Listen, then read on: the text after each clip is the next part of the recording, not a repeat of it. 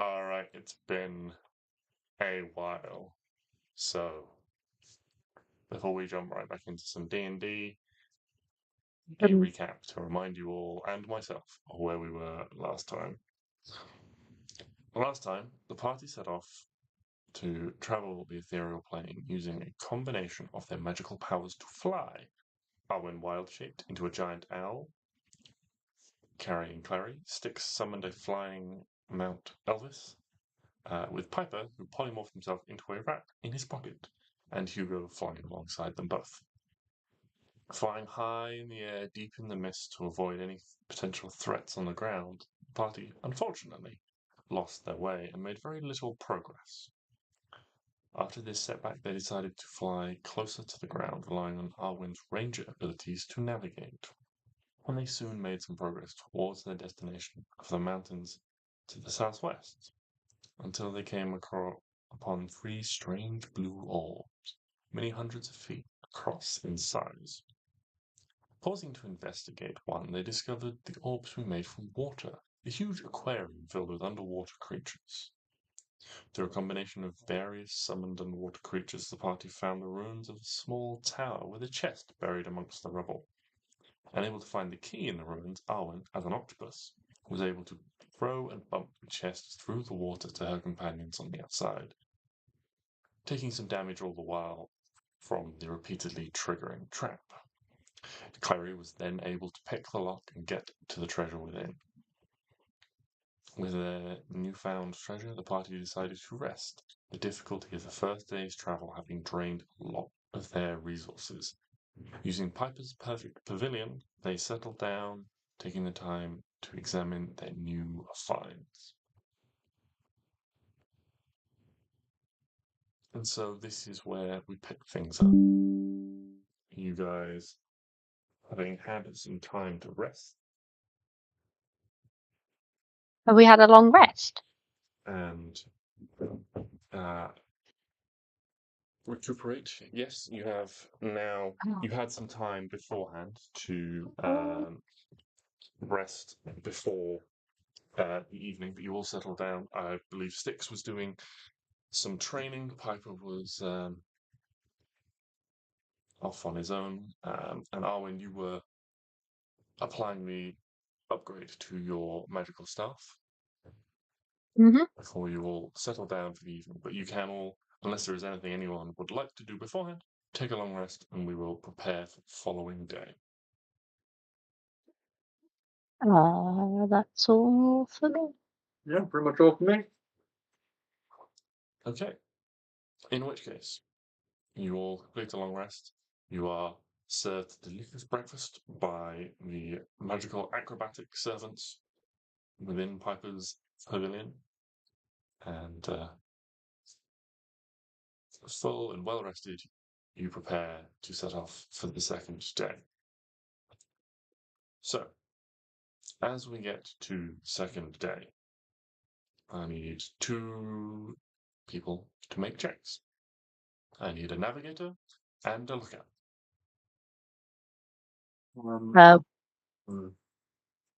If a lookout is perception based, I'd assume that would be a Klari thing.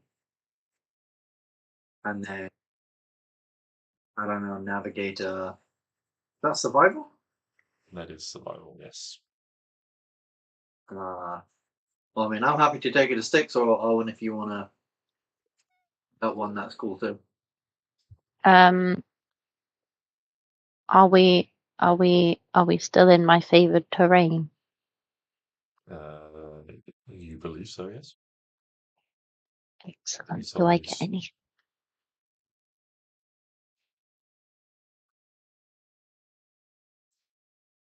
I get double my proficiency bonus. So Yeah, you take it. okay, cool. Nice.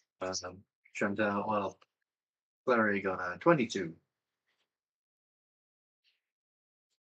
And that was my proficiency bonus. So that's 32. 22. How exciting! Oh, I win. I win the D&Ds. That's insane. Woohoo. Okay. How is it that as you step out into the familiar mist of the ethereal plane, swirling around you with these 3 large blue watery orbs looming over you through the gloom, how is it you are choosing to travel this day? Is it a flying combination once more, or are you traveling by foot,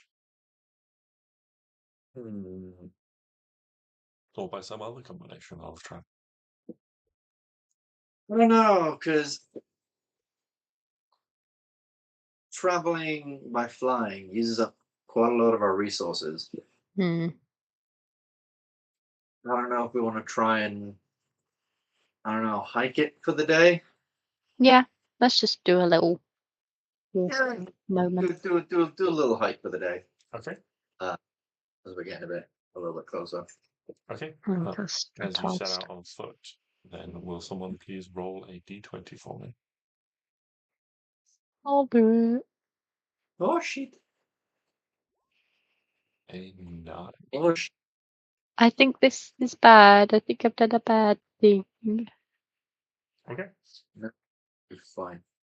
So you begin to make your way through the mists, trying to navigate by what little clues and things you can pick up on from your environment in what you believe is a southwesterly direction.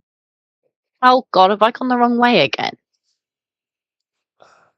Yes, the DC was in fact 40. You continue to make your way, leaving the blue orbs behind you. They quickly disappear into the expansive mists all around you. The When day we go back is... Sorry, Carol? home, Mm. we need to buy ourselves a compass Agreed. because I think at 32, I would assume with a 32 we're going at least the right way. yeah, but you know, just to It would help. Yeah. so we don't go around in a circle again like Mm. last time.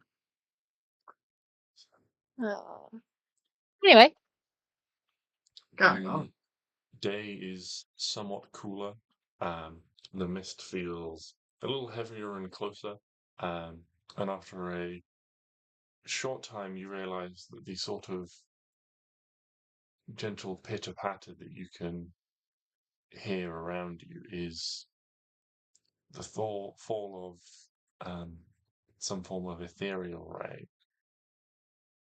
In the close proximity around you and on your companions' faces and shoulders and backs of packs and things, you can see where this mist lands. It roils like steam, instantly evaporating whatever condensed liquid, just bursting little puffs, wafting back into the fog once more. Harmless as the mist is to you, but you carry on the gentle pitter-patter accompanying the sound of your footsteps. Slowly the morning begins to pass, and as you walk off your enjoyable breakfast and you set it to the trudge of the day, when you are constantly alert for clues and signs and pathways, trying to keep everyone on the right track. Klari is also alert as well, keeping her ears out and her eyes peeled for dangers. And it is after a couple of hours of travel that you are moving through this verdant pink field with small trees scattered around you. You imagine one day this place could become somewhat of a forest if these trees were given time to bloom and grow. But you spot several large forms ahead of you, just on the edge where the mist begins to break. You can see seems to be 3 large. One is slightly smaller, but a couple of large, hairy forms on the ground. These forms take the shape of almost small mounds, like tiny hillocks. is it a cute animal or something that's going to kill us? They're not moving in any way. These forms ahead of you, but you can just see, well alert to danger as you are, and comfortably traversing safe passage, you just spot that there are these shapes through the gloom. You progress forwards a little bit closer, and you can see that one of these is indeed the shape of an animal. It seems to be a large creature with black and gold fur that you don't recognize, but it lies prone on the ground. You can see the black fur on it shows no markings at all, but where the gold stripes across, you can see there is scorch marks and burn marks cover this creature as it lies Is on it the ground. dead? A little ways off, you can see what looks to be a smaller one, and then as you proceed closer, you can see that no, there is a second form equally as large that has been partially consumed. Bits of blood and viscera scatter the ground all around. So they're dead. They do indeed seem to be dead. How many are there? Looking around, you can see that there seems to be one. Initially, as you approach, if you're one intact form, so there's scorch marks across its fur, and then one partially consumed one. It's what immediately greets you. If you want to take a look around, you may. Yeah. Can I kind of like investigate the surrounding area? Yeah. If you'd like to investigate, you can make an investigation check. I go with that. Yeah. Geesh. It's 16. So, Arwen, as you look around, you can see that there is this singular large prone form, which reminds you of a creature you may have heard of. This creature is a very heavily furred body, but has a long trunk and large tusks that jut out from its mouth. But its strange black and gold fur is not something you have ever heard this creature described as. Where this creature originates from, you are not quite sure. Maybe this is one of Xernes's collection of things left to wander astray. Or maybe this is a creature native here, you don't know.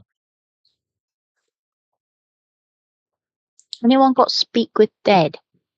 Or whatever the spell is. No, I think we went through this before because we were trying to speak to a dead mind flayer. Ah, yes. I'd speak with I dead. remember now. With a 16, you also discover that the scorch marks are not isolated to the creature's body. There is a long strip of ground, a singular line about 3 or 4 feet wide that extends maybe 50, 60 feet in length. And it seems like several of these creatures were potentially caught in whatever this was. A large burn, and even some of the surrounding foliage is scorched into the ground.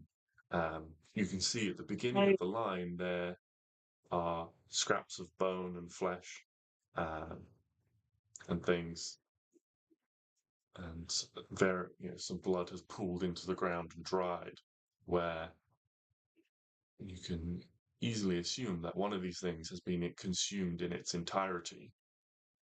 You can see cracked and splintered fragments of bone all around as it was chopped down. Also, inversely, at the other end of the line, you can see that there is a large drag mark. See, it looks like something very heavy has been dragged off in a sort of southeasterly direction.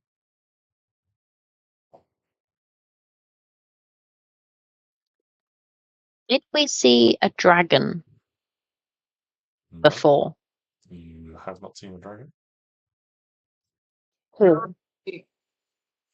Can I make some kind of check to determine whether the burn marks are from like, what kind of damage that is? Because obviously a lot of things can create burn marks. Like could be fire, could be lightning, could be radiant. I've seen like radiant burns and stuff. Is there any checks that I can make? Yeah, you can make a nature check. See how the various elements would interact with the nature and things like that.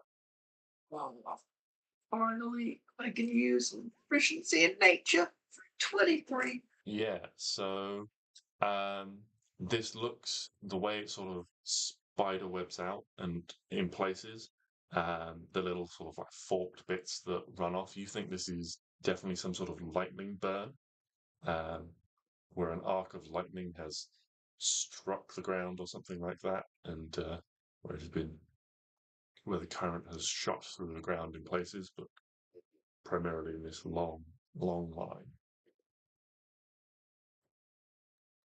Okay. So something has got lightning into this big mammoth thing. Actually eaten a lot of other things. How long does it look like it's been since they died? You can make a medicine check for me.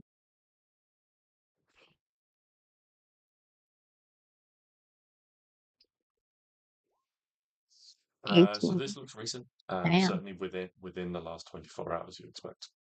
Oh god, we're gonna die. The bodies, while they have an aroma to them, and you can the smell of burnt hair is quite strong. There is not the smell of decay or foul meat just yet. So you suspect that these things have not been here overly long and would still be a viable food source for a lot of things to eat.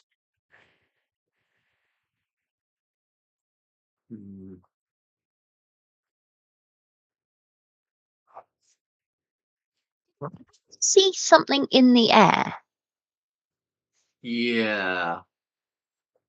at some point. Yeah, I think we did, didn't we? We saw like a big bird or something. I was really afraid it was going to come kill us. Or am I just remembering things wrong? No, sure we saw. Yeah. Maybe it was a dragon.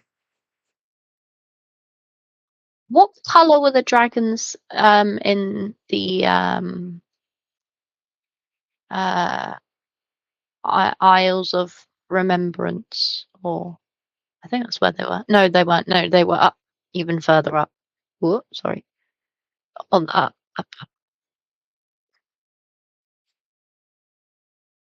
Dragons that we needed to kill.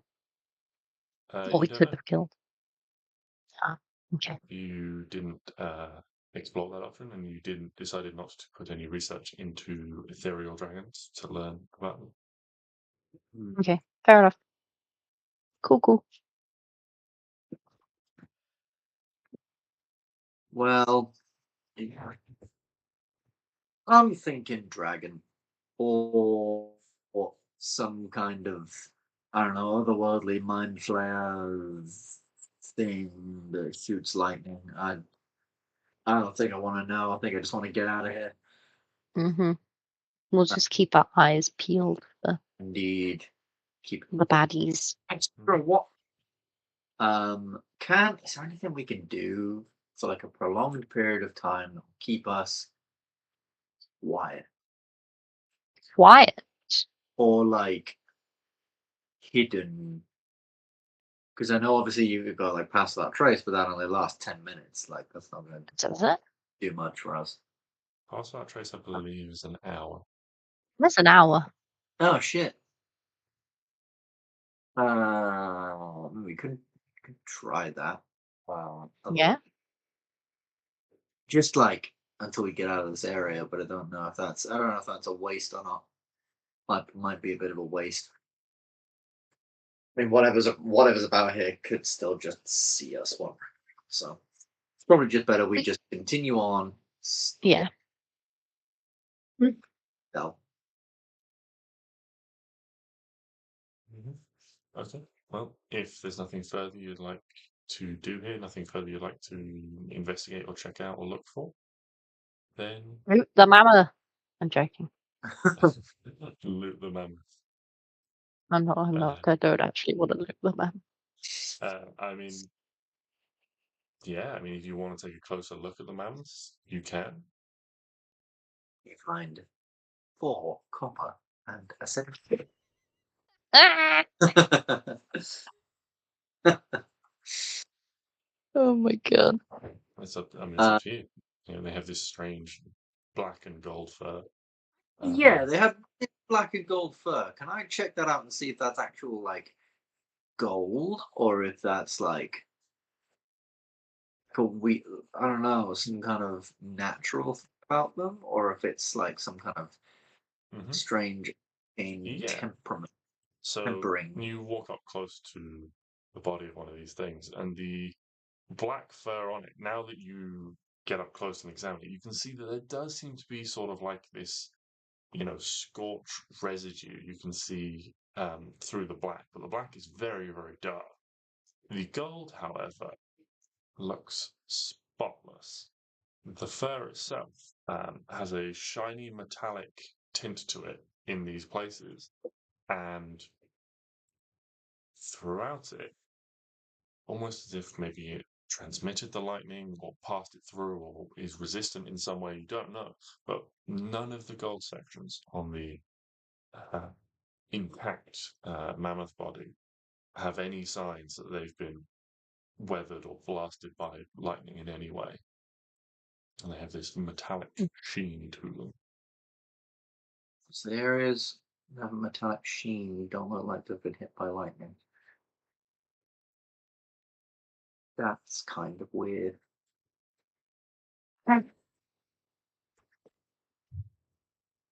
If I wasn't Arwen, I'd be like, skin it. And then we get like a protective layer. But I'm Arwen, so I'm Yeah. not going to say that. Also, just No. sounds gross. I'll throttle anyone that does. Yeah. No, probably just gonna leave that one.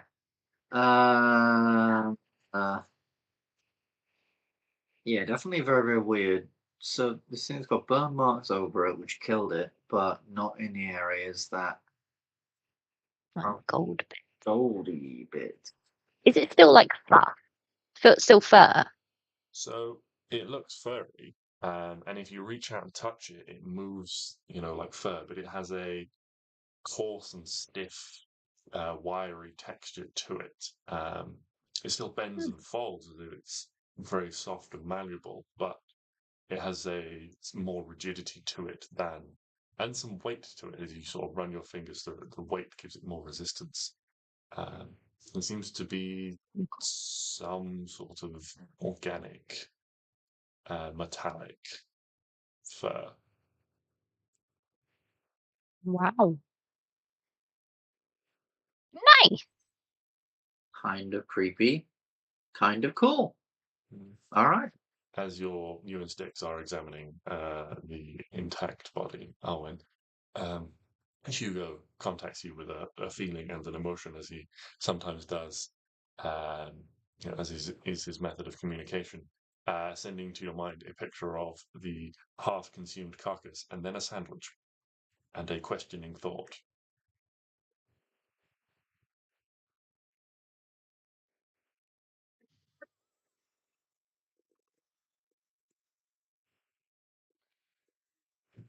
I'm gonna say no to that one.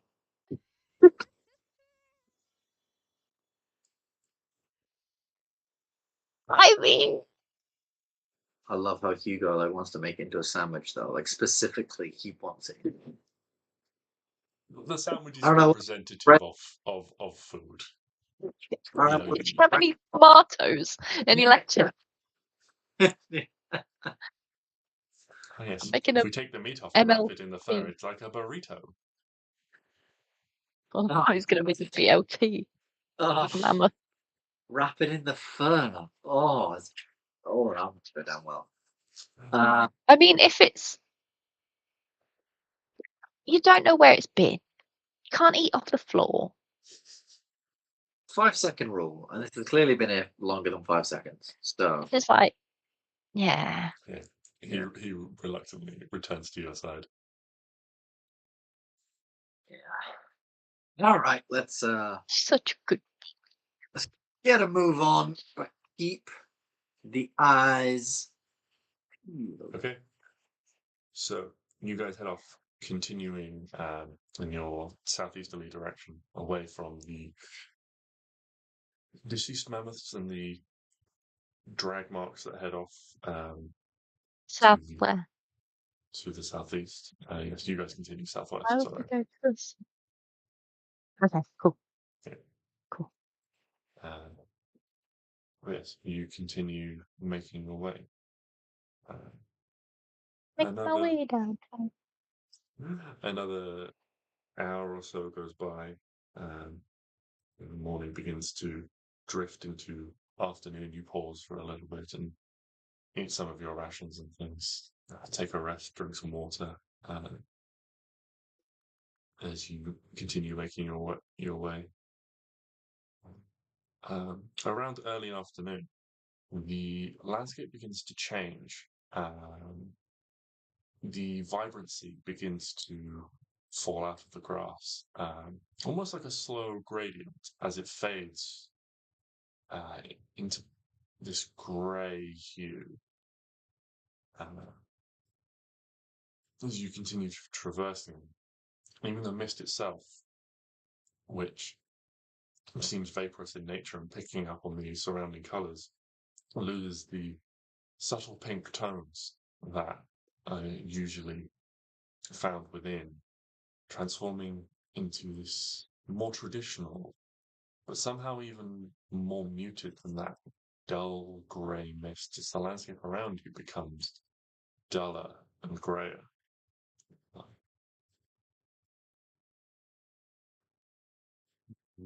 It's going from pink to grey. Yes. Don't like it. Is it still raining? The rain has eased off to the point where it is almost non-existent now. Unlike traditional rain, this barely has bothered you in the same way, as it evaporates almost on contact back into the mist itself.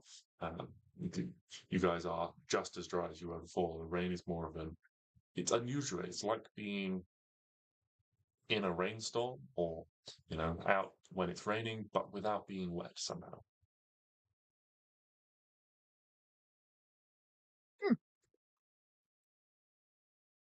Very weird.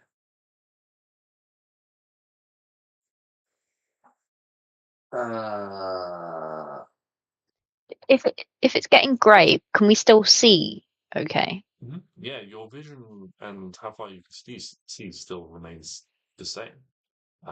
It's just the color begins to almost drain from the world. The colors you yourselves are wearing are still there, but the environment that you're in seems to leach the vibrancy from it. The Like reds the, of Clary's outfit become more sort of subtle, less vibrant crimsons than they are. The greens of your own outfits fall into muted tones. Oh no, my black coat is black. Ah. Indeed, the skin of your various companions, as you talk amongst yourselves and look around, does seems paler as well. Piper is probably the most affected by the muting of colours, being a vibrant performer as he is. By the way, this is the episode before Christmas. He is now a bit of a silver fox with a nice lush beard, and B, he has cast light on Elvis's nose. Just give him a little light boop. Elvis is now Elvis the light-nosed reindeer, and he is a much more dapper Santa. That's Oh god. and because his coat is I mean, it doesn't matter now because we're going into fucking black and white land, but because his cloak is like glamour weave stuff. He's made it all red. You said baby. oh, God. You said it affected Piper the most. Do you mean physically, as in color, or emotionally he is upset? Physically, as in color. It is up to Ben to decide his emotional state. He is upset. He is not having a good time. He put a lot of work into this outfit and into this look. It's just It's ruined. It's ruined. You can't not being fully appreciated. And it's also weird because in his mind, everything around here just looks like to him, he's just thinking, is this like what happens before a fucking one of them like weird planar tornadoes? Is this like what happens? Is this the calm before the storm? Or the grey before the storm? Weird. He's Oh God. he's been super paranoid and be like, hi, do we all think this is a bad idea? I don't think we should go in here. This is probably a bad idea. This is probably something really, really bad. We're all gonna die in here. Yeah, probably. He's not having a good time. If you'd like to, you can make either an Arcana or a Nature check to see if you can sort of figure out a little bit more about your surroundings. Yeah, because Klari and Thingy did they researched, didn't they? So can Piper try and assist Klari with a what would it be, Arcana or Nature or what? Either or. Either or. Well, Either Klari's Arcana or very Nature for this. Klari's very, very good at nature. Oh, blimey, okay. Yeah. So Klari is actually, due to her research, is confident that this is not part of the ethereal plane.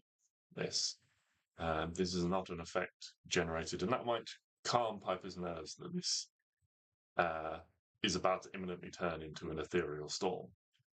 Well, no, now he's convinced we went through one and we didn't even realize it, and now we're in another. Ooh. Well taught. Yes, but yes, with a 28, this area reminds Klari somewhat of an individual she met from her past, that you all met from your past. Ah, An individual called Helena. Oh. Her? Wait, what's God. This is, you suspect, an area of the Shadowfell that has been plucked and placed here. Concerned with Piper's like hears that, he just covers his ears. He doesn't want to hear that screaming again. Fortunately for Piper, the screaming was not location based, it was based around an individual. Yeah, but he's convinced that somehow, some way, he'll find him here. She always does. He's just not having Just you wait. The edgier adventurers will find him.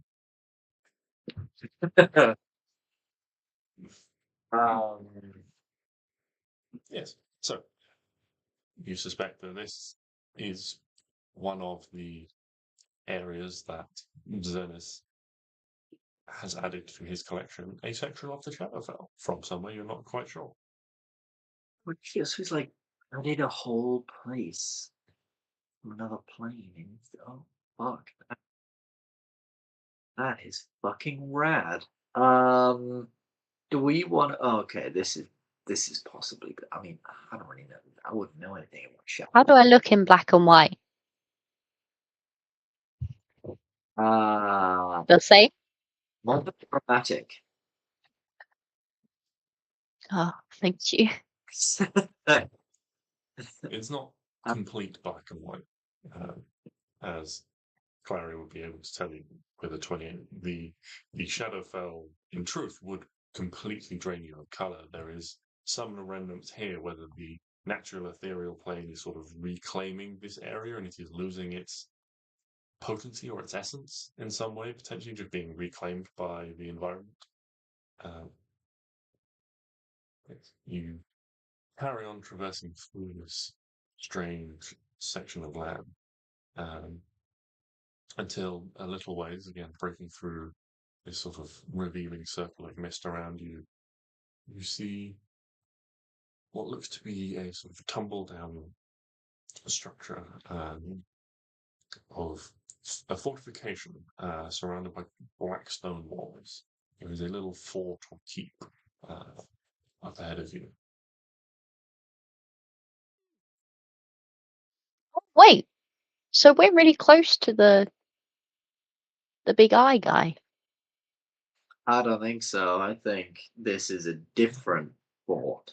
I reckon this is the second. But there's like a collection piece. Yeah, yeah. There's a collection, but I reckon that's like all around this area is these collection bits. Maybe right.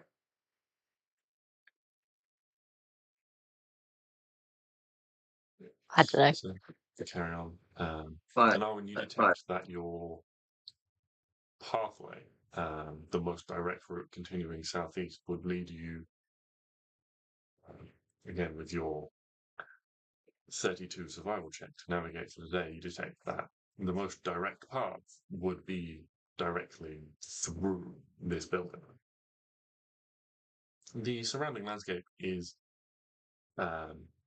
very similar to what you've been traversing through. There are a sparse collection of trees, providing a small amount of cover. These themselves in this area seem to be made up of a strangely dark, black, grey bark, and the leaves themselves seem completely colourless. But you have a choice. Will you continue up towards this small structure, or are you choose a different route?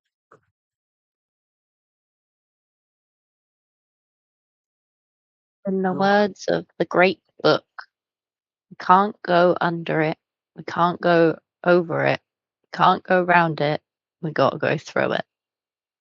We're going on a bear hunt. To catch a big one. We're not scared. Okay. You're So down. you continue to move towards it, moving through the trees. Are you adjusting how you're moving? There was a talk of a pass without trace at some point. I think that's probably this might be a good time to, just in case. Yes, I agree. Pass without trace while we approach, and then yeah, see what we can find out. I was going to say before we properly approach this area, would you mind if we took just a really, really quick 5-minute break so that I can just really quickly grab a drink and head to the toilet? And quickly. Yeah, we can take a quick break. Okay. Thank you very, very much. I'm scared.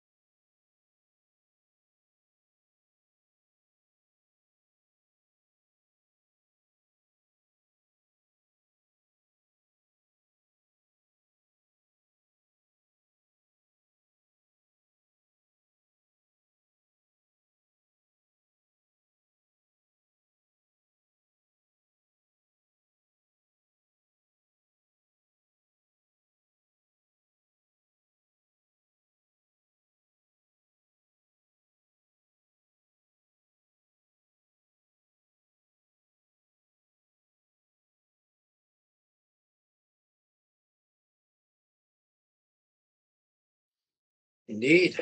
And we are back. Okay, so yes, you guys are approaching this castle fort-like structure. As you get close and the mist pulls back and you can see the details of it, you can see it is a somewhat tumbled down places. The neat decorative crenellations at the top are somewhat crumbled. You find yourselves approaching what seems to be the remnants of some sort of road, grass growing through cobbles at your feet, towards a completely just open entryway. There are the remnants of sort of small towers on the side, but it is just a sort of crumbled down and open gateway into see what looks like a small courtyard beyond.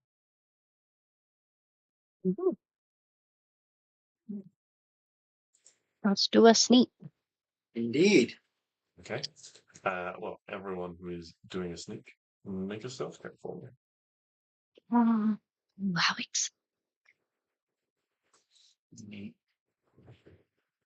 I miss not being able to roll these and ruin everyone's good stealth rolls with me. This is with +10, right? yeah. Walking through. The hell? Oh, that was shit, Hugo. It's an age 28. Oh, is that not plus? Oh, yeah, no, yeah, it is. Yeah, 28, yeah. Yeah, but he's got plus 12. Oh, jeez. Oh, yeah. Okay. Yes. Wow. Fucking hell. Excellent, guys. Jesus. Good job, Hugo. Oh, boy, stealthy. Yes. Hell The yeah. unnatural shadows from the aura of parts of that trace clinging particularly heavily to Hugo. Klari is almost gone beside you. He's more immediately going to creep.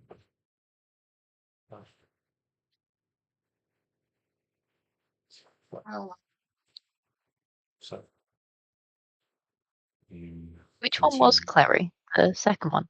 the first one, I'm assuming the 24, which is actually a 25. Oh, yeah. Huh.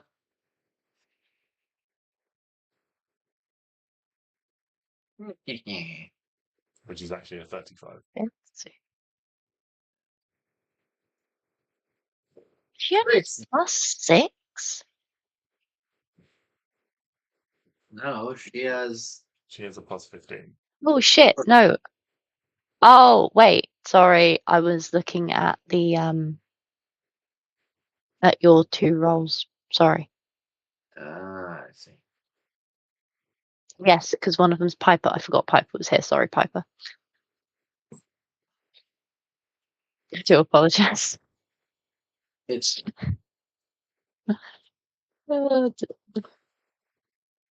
Or did I forget that As you Stix was? move on, you see where the sort of smooth black stones have cracked and crumbled. They seem to have had somewhat of a polished exterior. The interior of them is a duller grey. Reveals a duller grey colour on the inside. But moving into the courtyard of this small fort, you can see it is not a large castle. There's a single sort of 10-foot wide wall runs all the way around. The area itself is maybe only 100 or so feet across, sort of about 50 feet wide, a square, squarish courtyard tucked in on one end, and then on the other side there are some small tumble-down buildings. You can see there is a couple of places where these same sort of black, dark trees have pushed through, and patches of grass have pushed through the cobblestones of the courtyard themselves.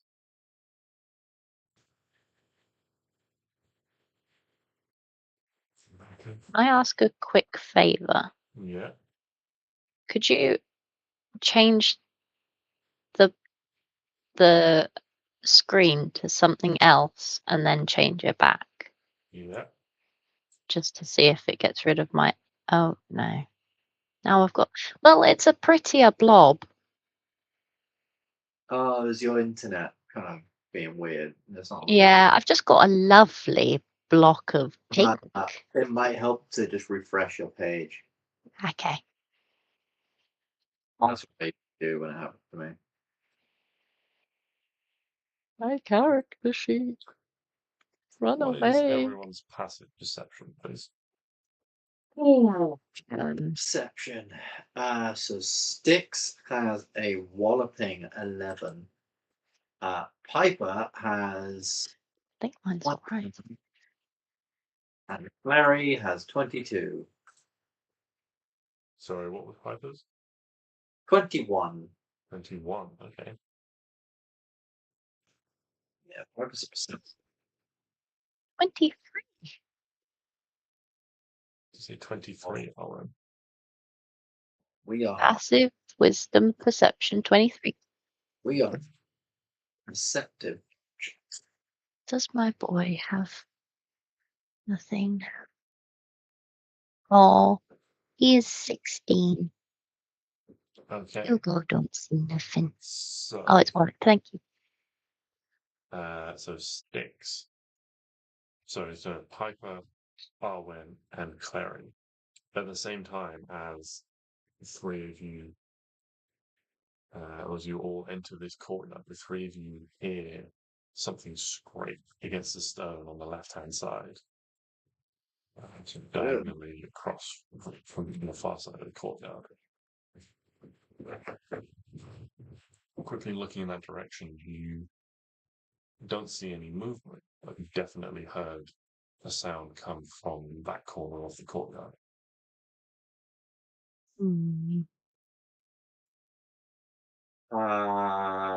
Can Piper... I'm assuming it's really dark over there, right?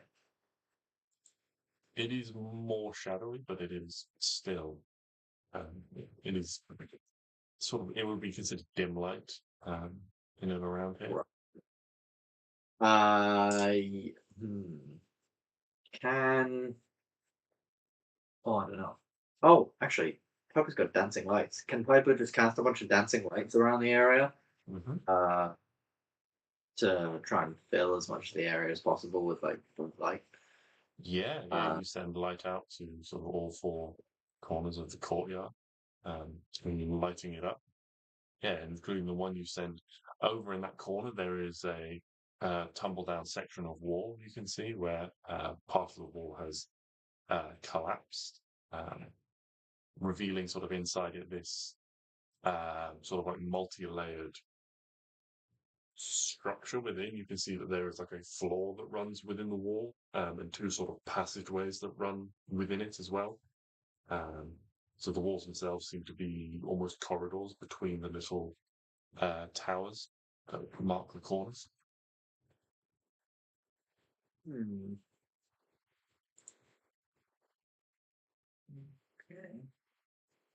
You can also see as he sends it across to that far left corner, there seems to be an array of stones in sort of a loose sort of U shape across the ground.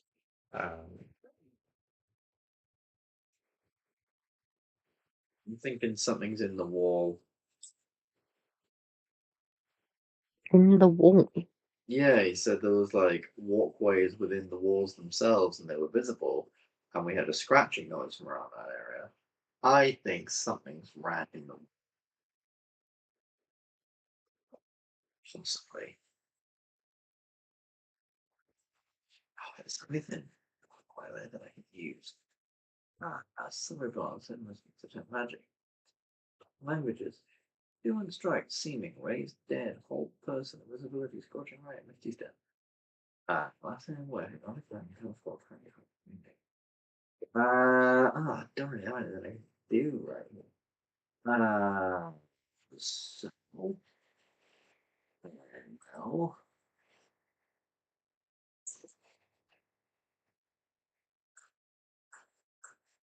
Can I use a divine sense?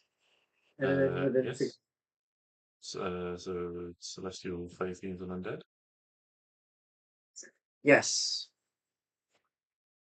Okay. That means Wait, hold on. What does that cost you? Just a divine sense. Nothing like not a spell slot. Nothing. Just I Okay. I can do it 5 times a day. Okay, cool.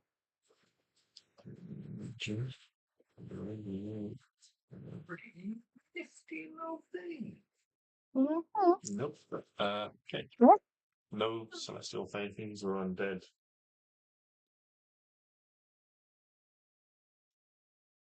Within It's 60 feet. normally in the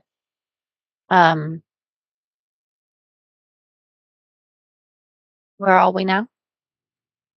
You are still in the courtyard of this small fort. No, like land. Shadowfell. The ethereal plane. Okay. Section of the Shadowfell within the ethereal plane. Okay, what is normally in the Shadowfell? Like, is it Well, Fae? as far as we found out from what's a face, people like her, like Shadarkai or whatever she was called, they wander around there a lot. And I think ghosties or like shadowy things, because she mentioned there were like lots of shadows and stuff. Okay.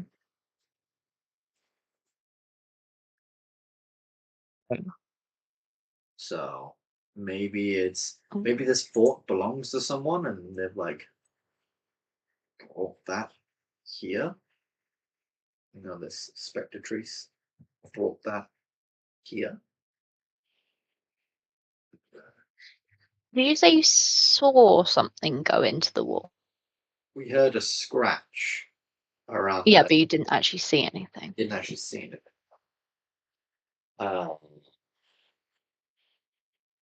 I think that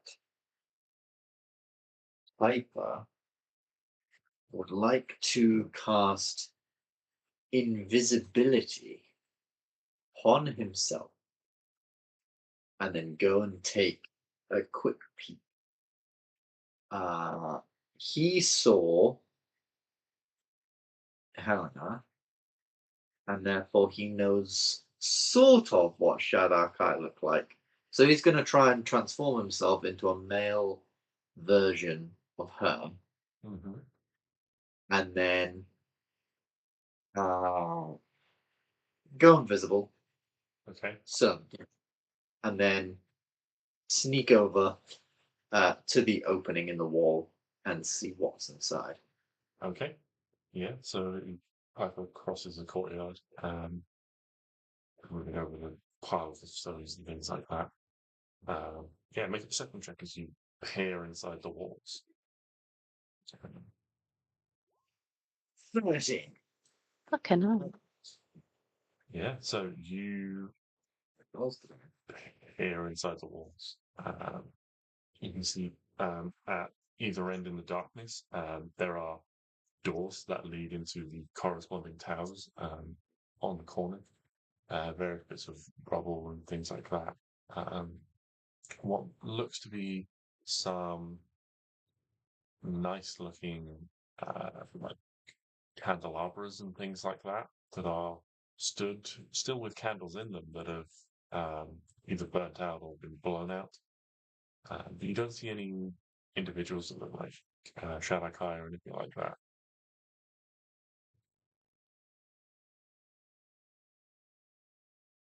Well, what you do see, though, is a strange sort of grating noise, like stone moving on stone.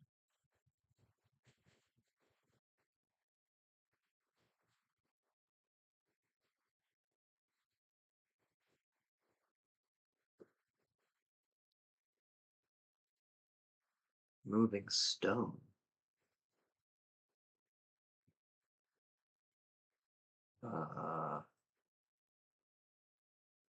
inside the wall. It's just like grating, moving stone. That is like the noise of that, of like stone running against stone, is the sound that you hear. You don't see stone moving. Fun. Can I take a step inside?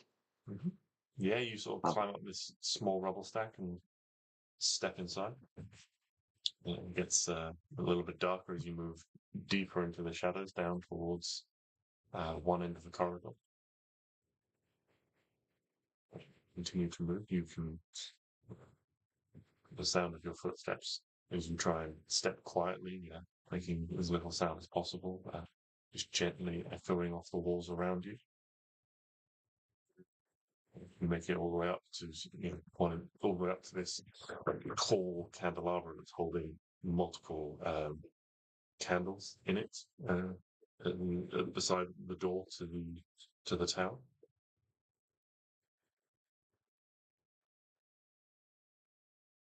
I shall open it.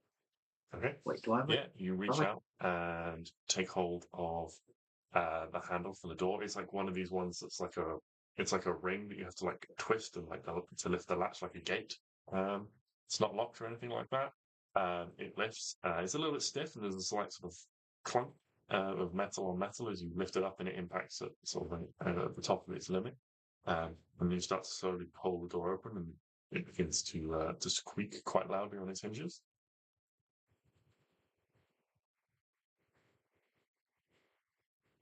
I'm still invisible, so I'll just try and once I've sort of got it open, I'll just give it like a push, as if I don't know, some winds just like gust it open. Yeah, Even though that makes you wrench on the door and the door swings open.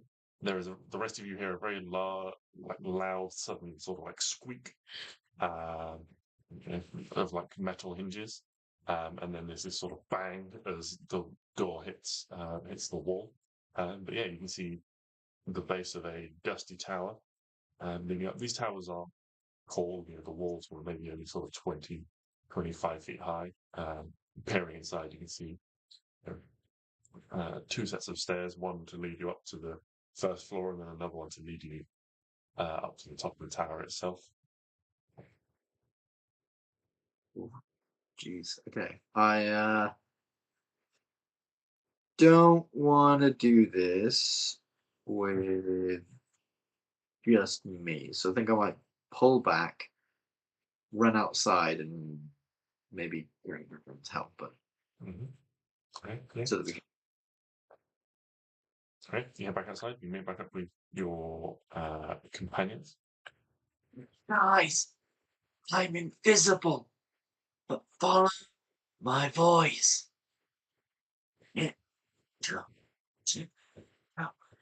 Move back inside. Okay, everyone. Yeah. Get back to where I was. Everyone follows Hyper inside. And I'll go up the stairway. Those only one step. But it was like two stairs that lead up to the same place. So it's like one staircase leads you up to like spirals around, leading you up to the first floor, and then another one spirals around and leads you up to the top of the tower. You can see from here where it spirals up and sort of like craning your head around looking up. You can see like a pink patch of sky high up above. Right. I'll go to where it leads to the first floor. Okay. You head up to the first floor. From there, you can see that there are two doors that leads off. One is, you suspect, directly over the door you've just entered that heads into the wall. Another one heads off in the same direction to another, to like 90 degrees to the side to like another little passageway.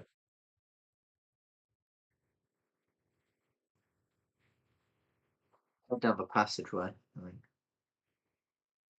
So are you heading sort of like down, basically back on top of where you've just come from, or are you heading to the right? To the right, sorry, to the right. Okay. So you head to the right, and there is a short passageway. Again, you can see that there are a couple of these like similar like candelabras that would presumably have lit the corridors and things like that. One at sort of either end by the door, but moving through, you move through the door. This one is a little bit better and a little bit quieter, but still squeaks a little bit. And the next one leads you out into a small little like mezzanine-like area, maybe sort of only like 5 foot wide. And there's like a stone balcony that looks down over a large hall. On balcony, large hall. I guess because I'm invisible, I'll step up to the balcony and see if there's any other hall. Yeah, the hall itself looks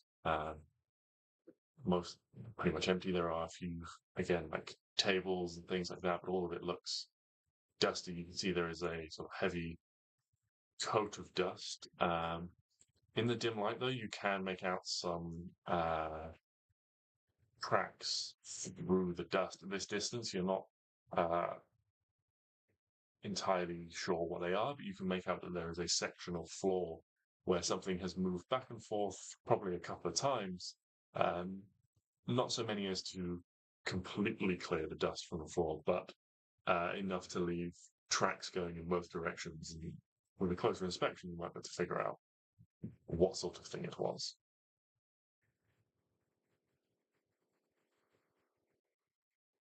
Okay. Yeah. So yeah, I'll Piper won't try that, but pretty good at nature. I guess he'll beckon over people like Stix and Arwen and stuff who are a bit better at nature.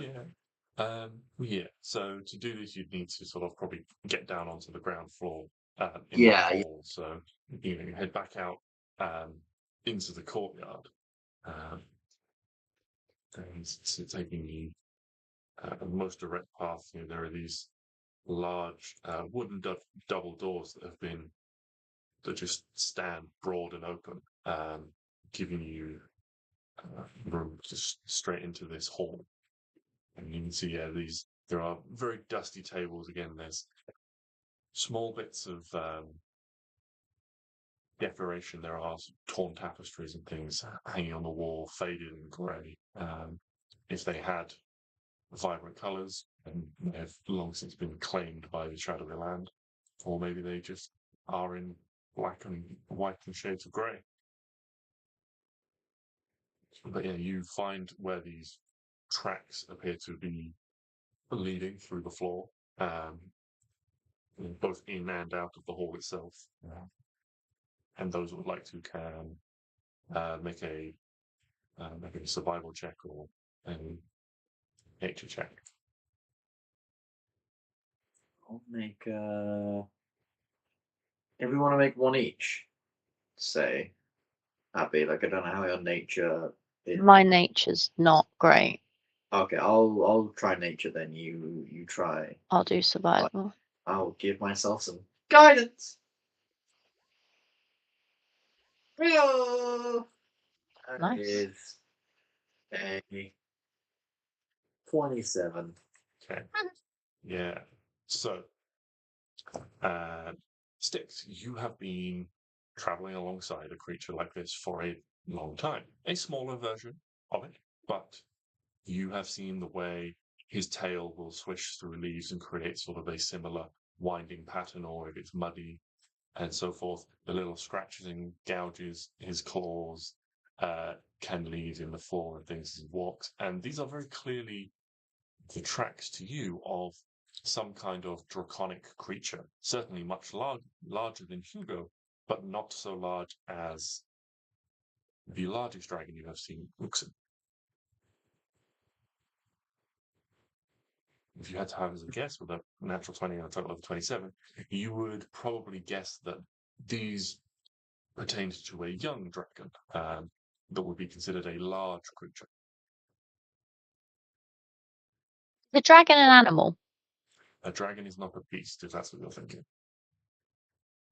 Can't remember. Dragons are their own class of creature. I don't know what I'm asking, honestly. Hold on. Oh, okay. Anyway.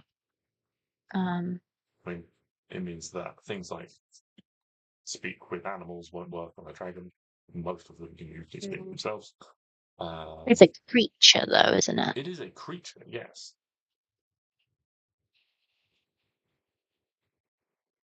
I mean, usually most dragons like speak Draconic, so Draconic.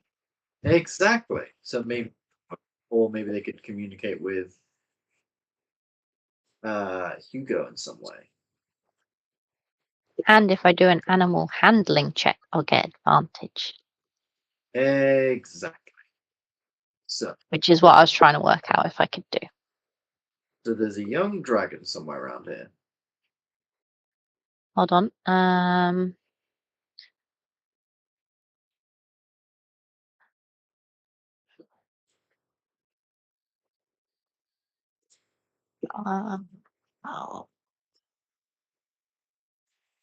What am I doing? I don't know. What are you? I don't know. I'm having a moment. Yeah, so Stix, you have correctly identified and are confident that there is a dragon around it. Identify the tracks sort of moving backwards and forwards.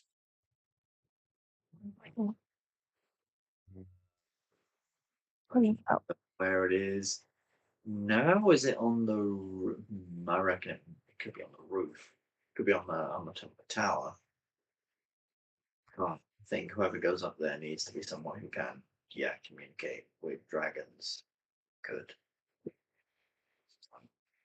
Yes, I'll regularly. Oh. Well, no. Yeah, I've read it. It doesn't work. What are you thinking? I was going to do locate creature, but I don't actually know it. So that won't work. Locate creature, you don't have to know the target, do we?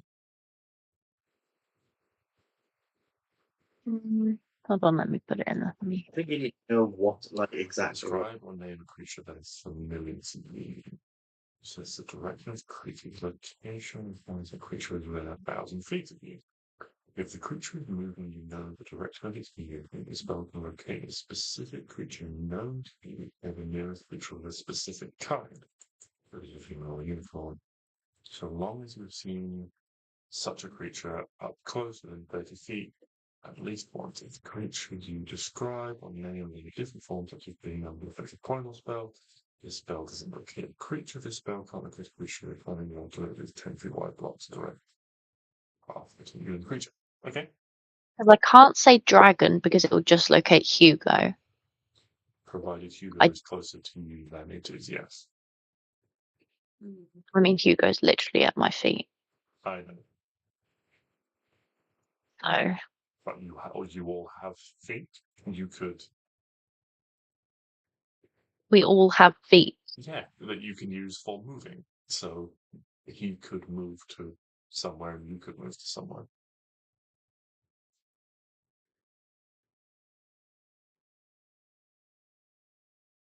Yeah. I kind of want him close so that he can help. He might give advantage because he's a dragon, so the dragon will know that I'm a friend and Yes. That Yeah. sort of thing. Yes. I mean, have I seen a blue dragon before? have you seen a blue dragon before? You've seen Definitely. pictures, but I don't think you've seen a real one. So that doesn't count then, does it?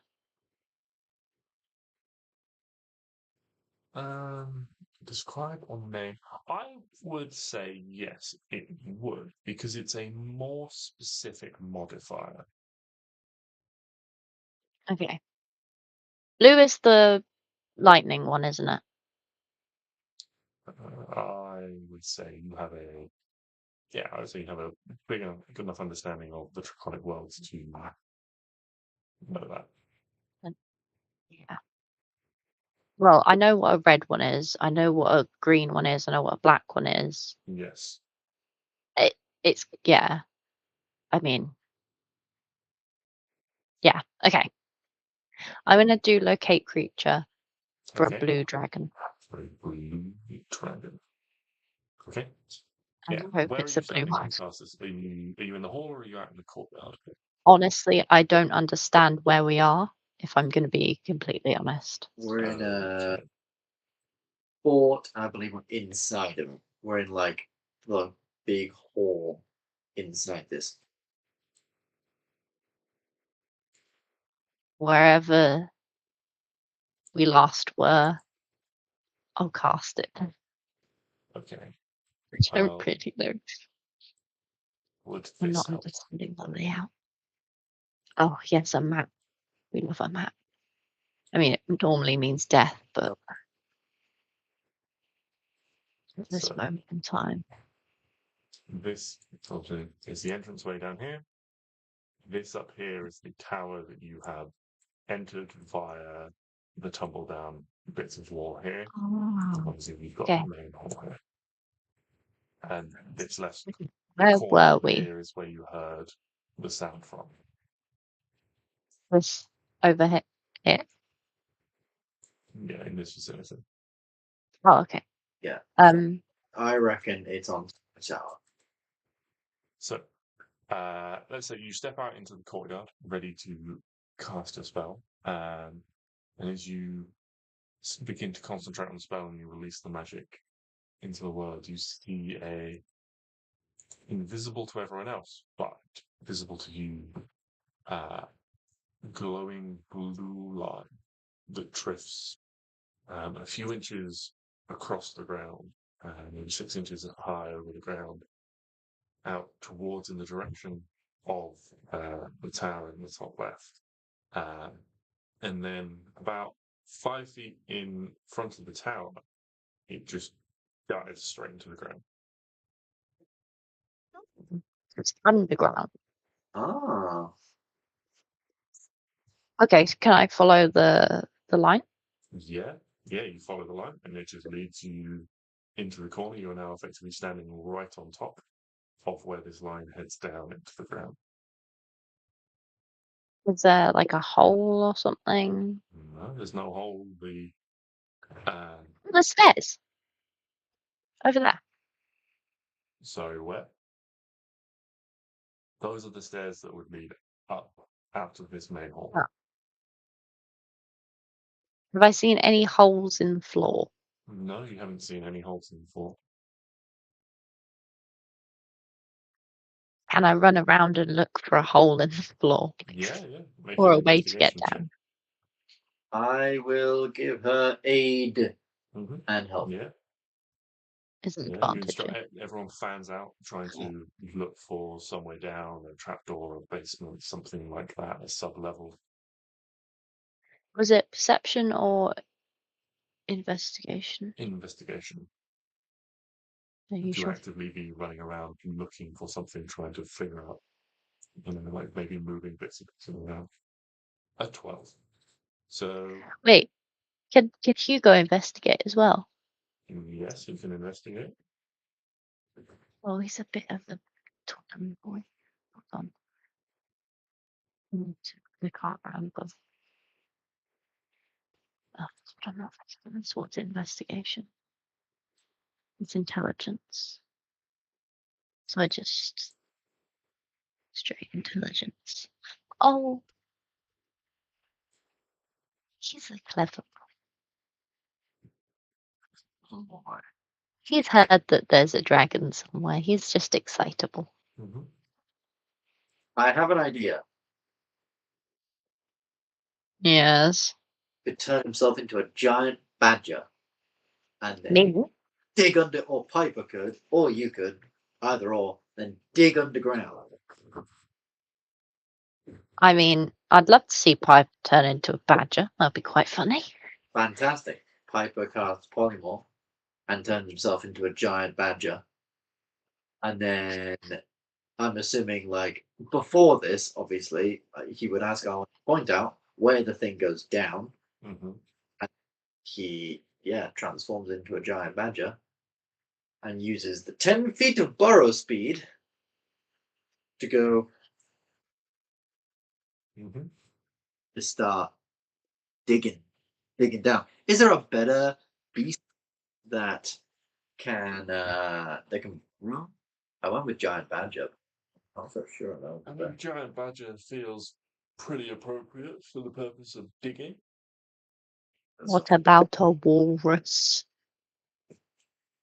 I don't Doesn't think a seem like war. the best digger. So, Oh, Piper, as a giant badger, okay. you begin to scrape away. It takes you a little bit of time to get going. You have to sort of like get your claws in and peel back some of the cobbles to find, sort of like more.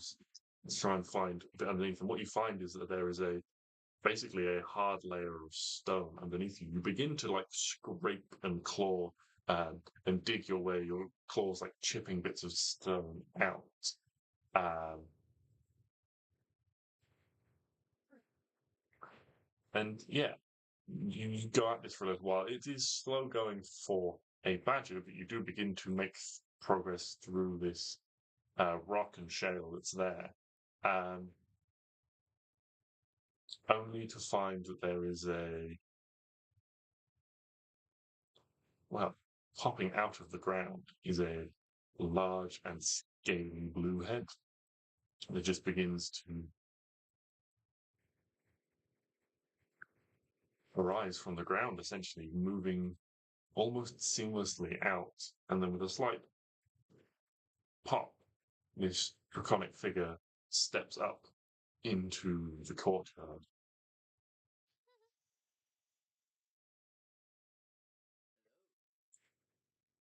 I think after seeing that, we won't dig down too much further on, and we'll just, I don't know. I guess just change back into itself, uh, and sort of climb out of the hole he's made. Go, This draconic figure emerges, and you're just in their voices. Please stop doing that. You're getting me dirt all over my ritual stones. ritual. Oh, does he say it in like a language I can understand, or the like? Yes. Yes, this would be in common. You would all understand this. So is he? He's just popped his head out, or his whole body is up? This figure has emerged entirely. The voice is subtly feminine in nature.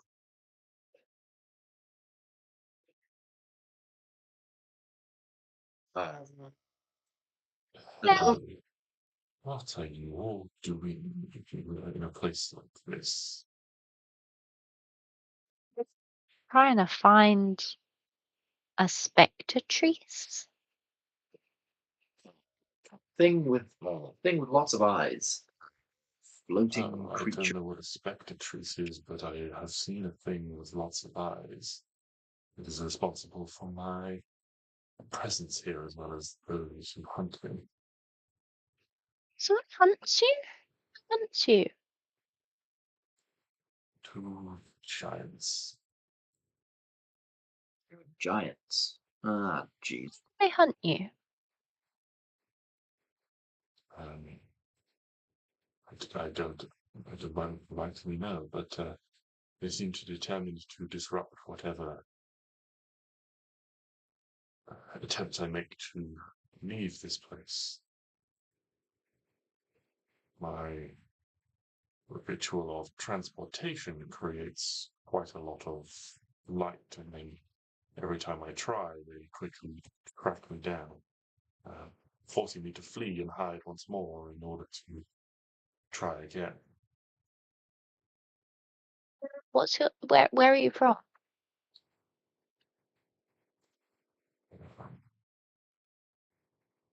Where am I from?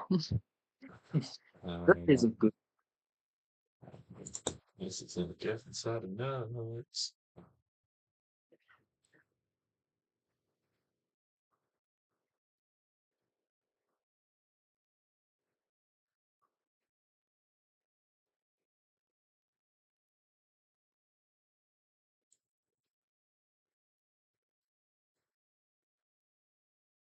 I am from It's got the dark spin happening. Do you know which plane that's on? I'm on the Shadowfell. Oh, I'm sorry. I dare not go too far from the small section of land that creature conjured here in case my magic is not resonant with the land of this place. It allows me to easily be trapped and hunted by the giants. Well, if you want, we can help fend the giants off for you while you do your ritual. How long does it normally take to do the ritual? Well, it can take a little while. It is not an instantaneous spell.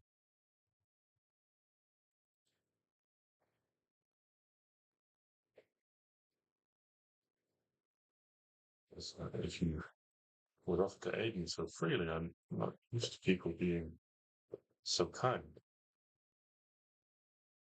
Well, we're known to be quite nice people every now and again. He sticks in. It's not like us. I mean, we could try and help. We could try and, if your thing creates a lot of light, we could try and dim that light somewhat.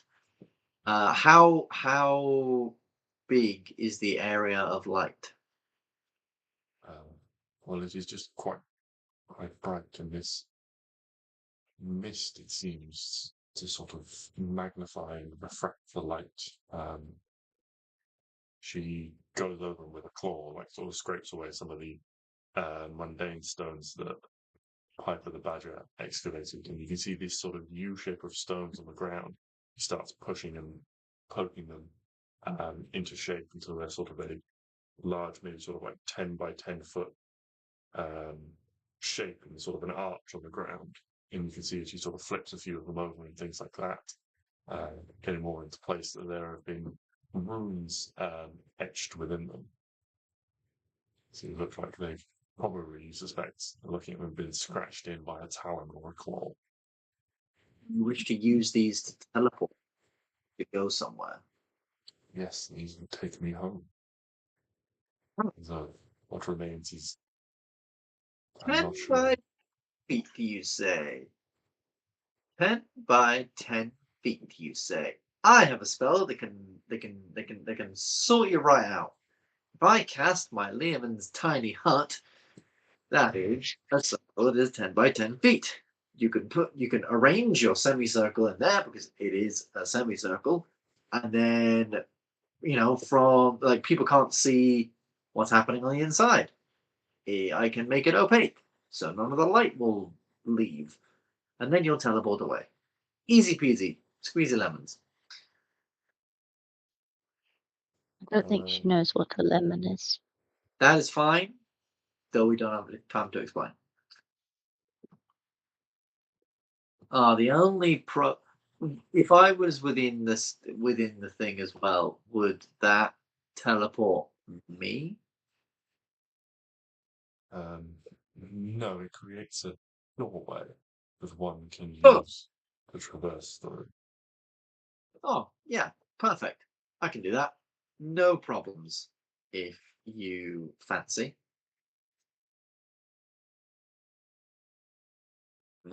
If you fancy the aid, otherwise, there is one stipulation with Tiny Hut. The spell fails if it includes a larger creature or more than 9 creatures of medium or smaller size. This dragon is a large creature.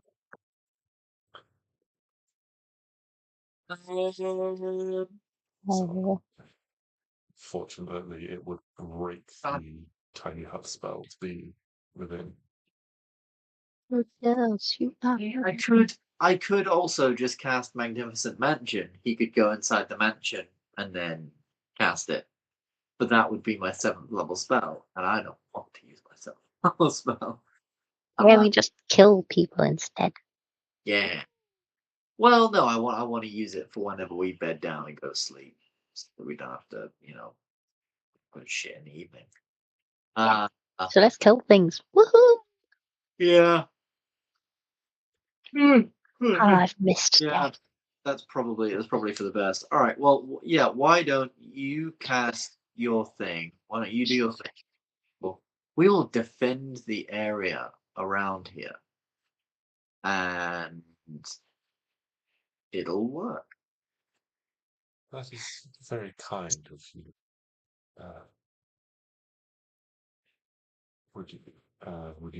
Do you need any moments to prepare or set anything up before I begin? My name is Kevin, by the way. I was about to say, what's your name? That's all I want to know. Well, I'm Stix, Piper, Klari, Arwen. We are Fellowship of Aegis, and we are here to help. We are friends of dragons everywhere, except for that green one that tried to kill us all, and did kill us all. Yeah. So this is Hugo. Oh, and that's Hugo. Yes, some time to prepare would be fantastic because there's a couple of things that I believe I can do. For example, Stix could cast plant growth and just stop them coming in quickly. Or Piper could cast nothing because he's useless.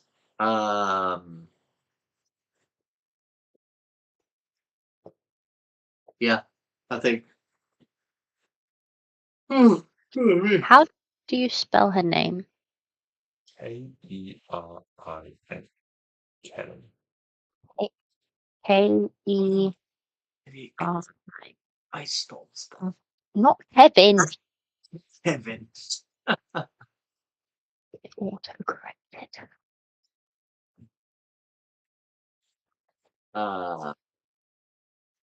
Should I do a plant growth or should I not bother? I mean, Look, I there's no could. harm in it. I probably could just like. Or which way do you think they would come from? Out the front.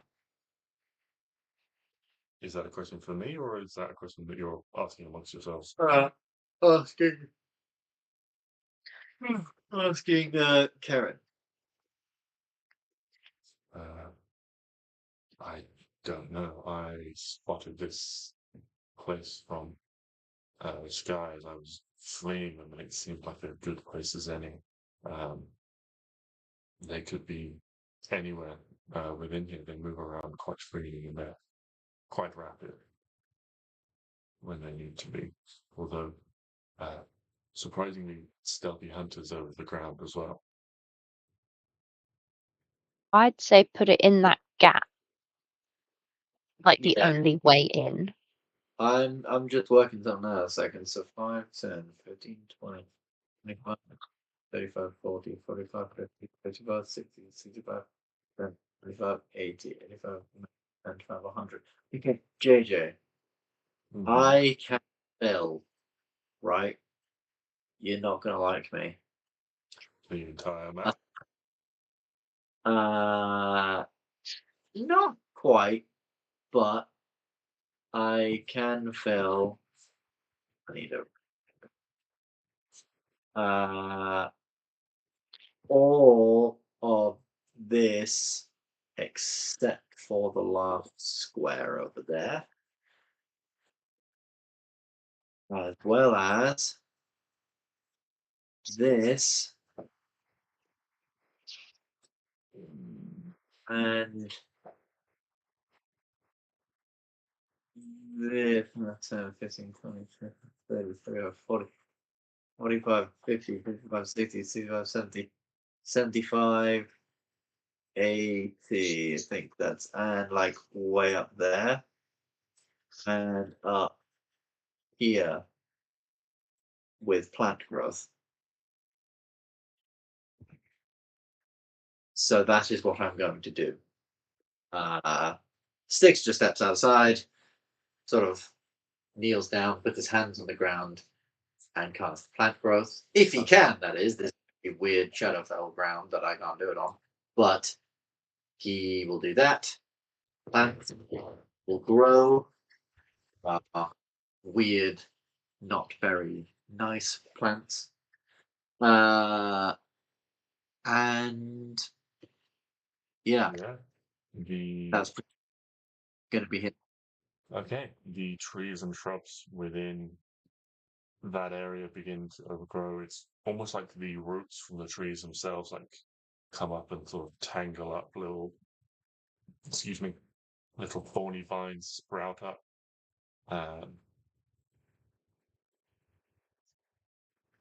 And the whole thing generally becomes a tangled mess. If you guys would like to place yourselves upon the map.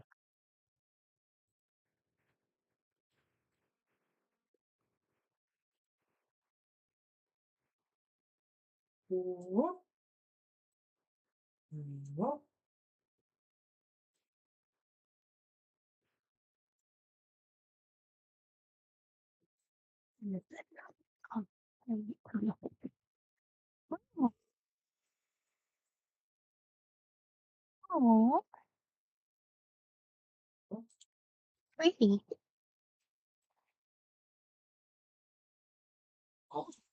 You're not blue. Well, you are blue, but you're not made of blue. You're not made of blue. He's not. He is made of us. Anyway. Boom. All right. What are you doing, Hugo? Oh, sorry. It's all Sorry. right. No, Sorry. I mean, you can like give them an order to just stay inside or something and keep them out of the combat if you wish to. I just wanted to No, know he's fine. if he is or isn't going to be part of. He is. I can't place him for some reason. I'll place him for some reason. That's unfortunate. I drag him, but he's not Yeah, well, coming on. okay, well, I will, let's have a look, because, yeah, so if I do the same thing, he does not place something. Okay. One minute. That is...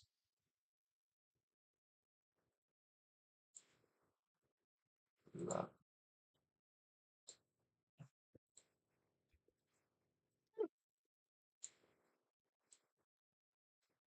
Okay. Right, we should be able to move it now. Let's figure out why that's not working.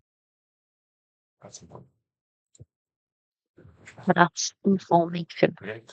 Yes. So Stix is set up as plant growth. Any other spells anyone would like to cast before it begins?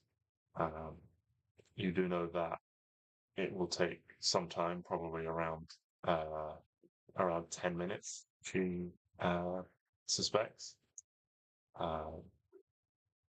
So any spells you would like to prepare to cast as well, even if you don't want to cast them immediately, think about those and where you would like to position yourselves. You can all remain in the courtyard together if you wish, or you can spread yourselves out. The buildings the buildings on the north side here do have intact rooftops. That thing you could try and climb up to and things like that. The stonework is not perfect, so you could try and scramble up the side. Might I suggest that Arwen, with her bow of bowiness, get on one of the two front with Piper. Because Piper can cast dimension doors, and if they come from one way or another, he can just zip you over there, and you can get a better shot.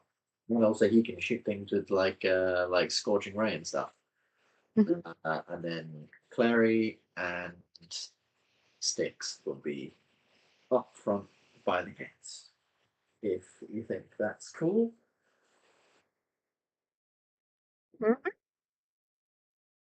Yep.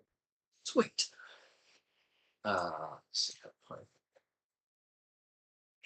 There. Let's stick I was about to say. Oh yeah. So just wait behind here. Either side of the gateway in. Okay. And you guys just position yourself in the middle of the courtyard.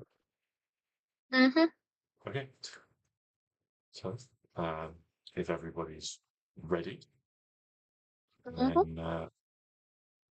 what I shall say now is let us roll initiative before things begin.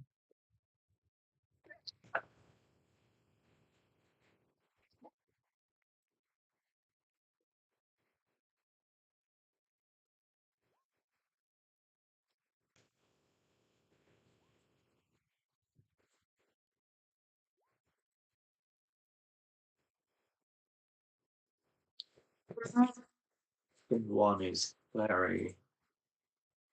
Oh no, sorry, the second one is Piper. That's fair.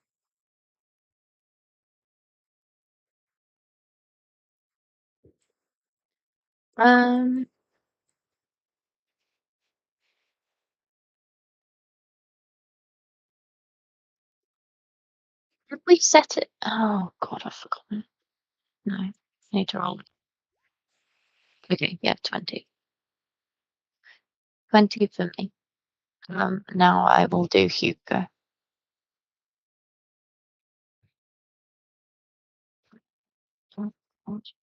Are you talking about your initiative with advantage? Yeah, Yeah, if you hover over the 20, it'll tell you that it's rolled twice and added 4, so you got a 16 and a 5.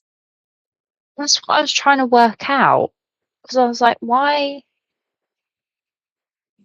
Yeah. Yeah, If you I hover got over, really confused. that's all right. So we've got Arwen on a Okay, 20.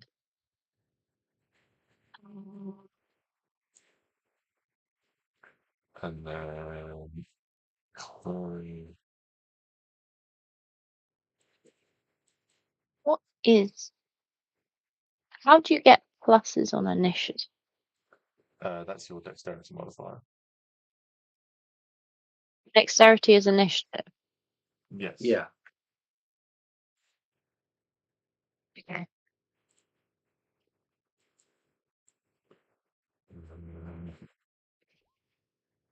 Jesus. Hugo also got a 20. Oh no. Okay. Let's start over. Sorry. I was just trying to work things out. I'm still learning how to use the boy.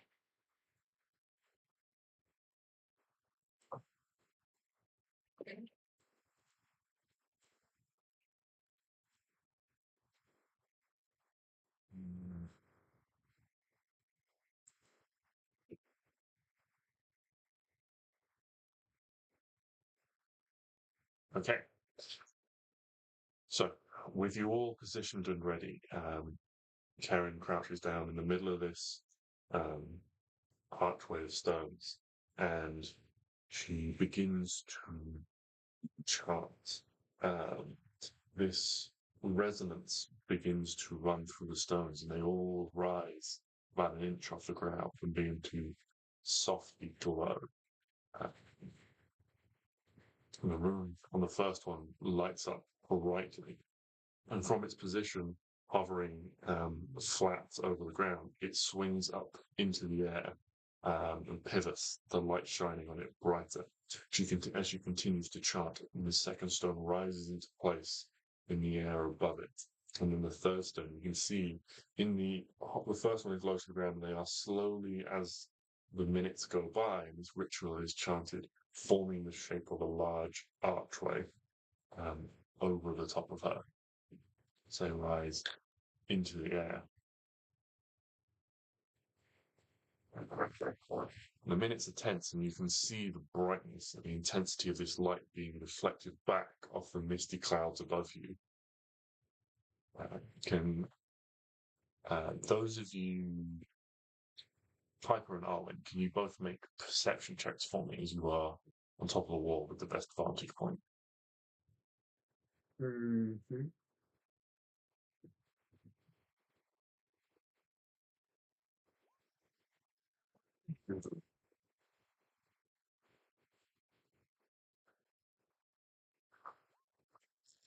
Me too.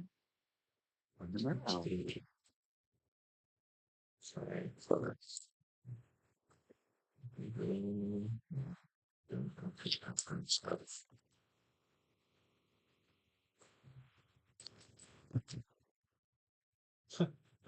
I rolled an advantage and got identical rolls both times. Mm. So,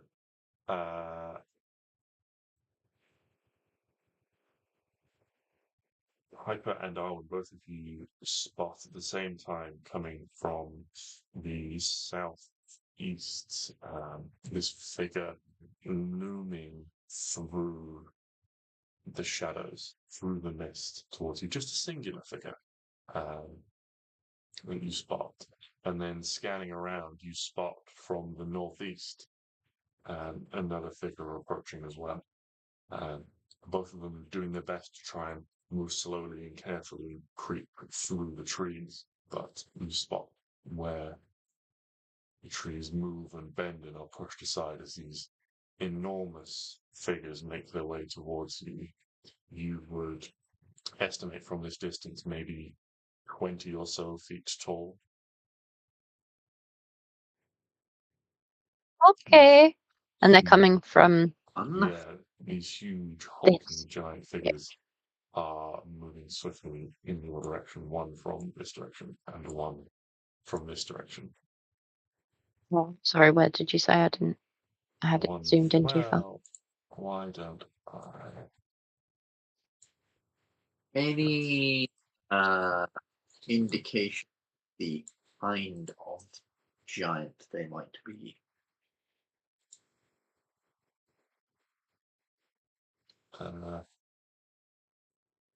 Piper and Arwen, as you again you can make a nature check if you would like to try and determine if it'll be at disadvantage from this distance, as they are still mostly cloaked in fog.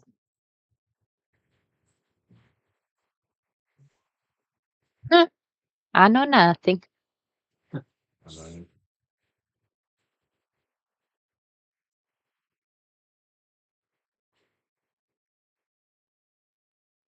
And what about you, Piper? What in the ever-loving fuck are you? Fucking creepy, that's what. You're not rolling then? I'm rolling. What am I rolling? I'm rolling nature. If Piper wants to try and determine. Sorry, that was 20 with disadvantage. that was good. Yeah, so That was a 10. The 10, okay, that's only a 14. okay, so a 14.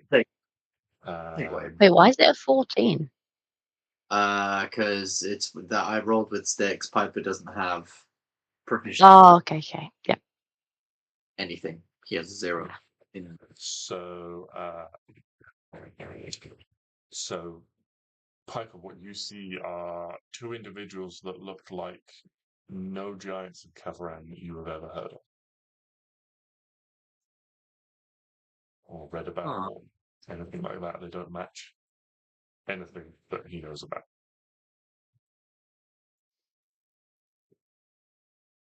Okay. So you can see the figures quickly move towards you. So they are a little bit off the map at this stage. But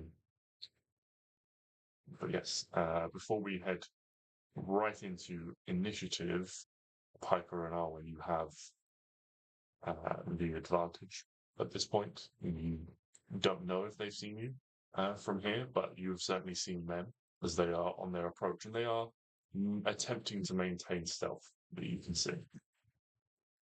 Moving swiftly, maybe their haste is what's given them away, but they are still attempting to be somewhat stealthy, you can see. Haven't quite reached your area of plant growth yet, Stix. Do we wanna go around the back and try and get the one at the back and leave Klari and Stix to get the one at the front? Or do we all try and get one, and then all try and get another one.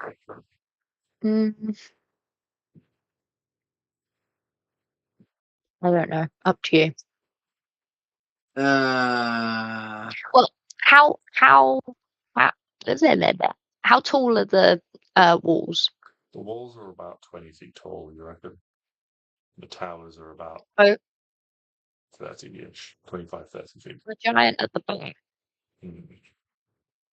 can't really get inside. The wall is as tall as him. Right. Yeah, so they're not going to be able to easily get inside. They're going to have to like climb up and over. They're going to want to go for the entrance.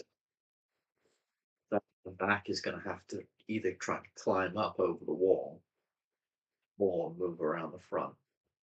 Yeah. My guess is he would probably try and climb. Anyone got any grease? No. That'd be great. You guys don't have long. These creatures are continuing to approach at a pace.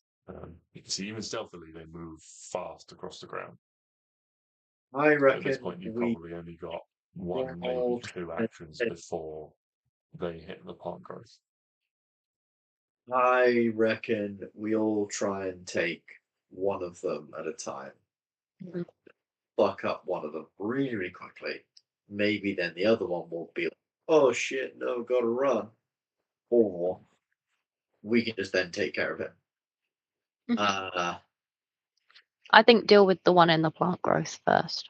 Yeah, definitely. So wait till he's a bit more in range, probably, and then blast him. I don't know how far. How far does scorching ray shoot? How far away is the in feet?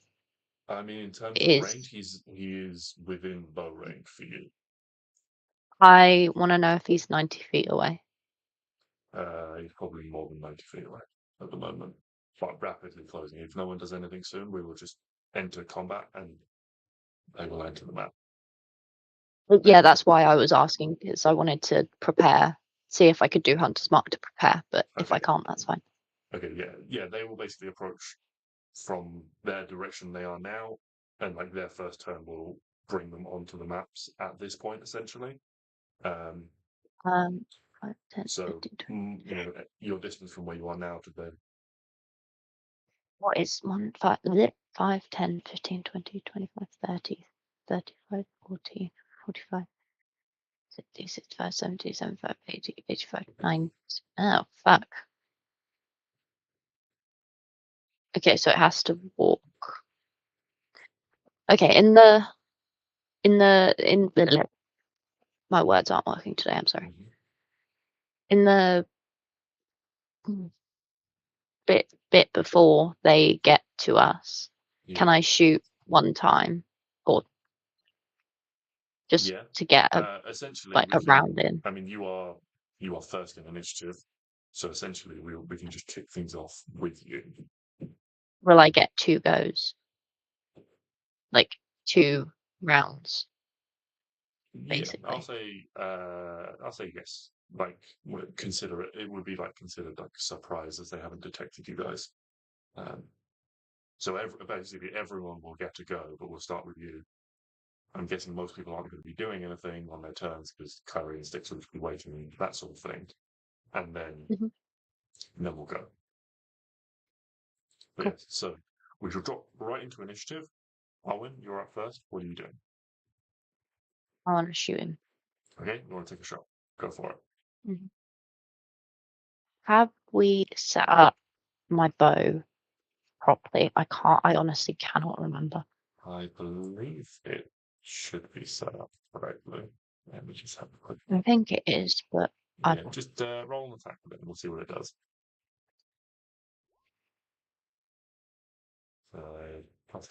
am I rolling at disadvantage? Oh god.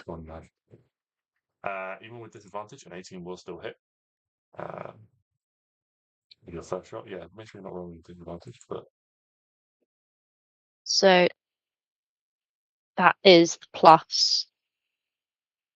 No, wait, hold on. That is the total. So there's the piercing damage and the force damage included. Force damage? Yes, your bow does a d6 of Fire force damage. damage. No, it is force damage from your bow. I wrote fire. Ah, that is incorrect. It is force because you chose to contact Sardiel and received your gift from him. And as a gem dragon, his magic is psionic in nature, so it is false. My book. Okay. I'm going to sulk for a second. Do I want to do... Oh, I have hit, so Yes. I'm gonna... Do I have to say that I'm gonna use a charge before? A charge of what? The elemental bowstring thing. Yes, that would make sense as you have to sort of imbue the fire shot with it. Okay. But it doesn't use it up if I miss, I think we said. It uses it. It uses it. Oh. Because you have to be like, I'm going to shoot with the fire bowstring and use the magical command to make it fire the shot, and then the shot is fired regardless of whether it hits or misses.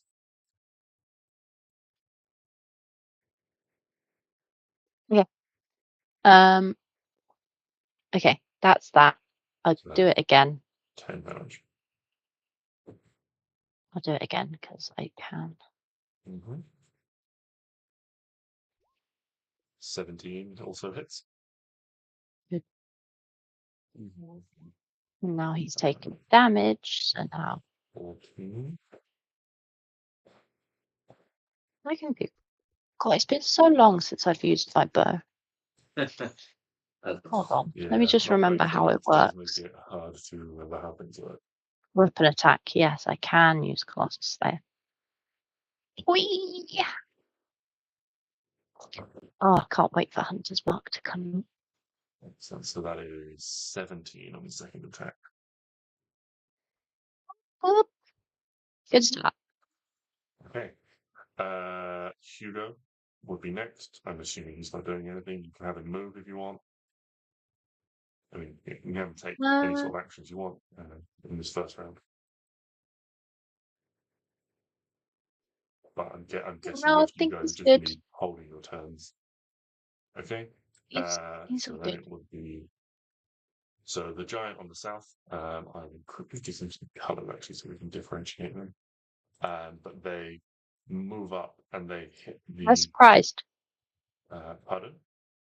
They're surprised. Yes. But they are continuing. They can't move. They are continuing to move. They don't just stop dead. Oh, okay.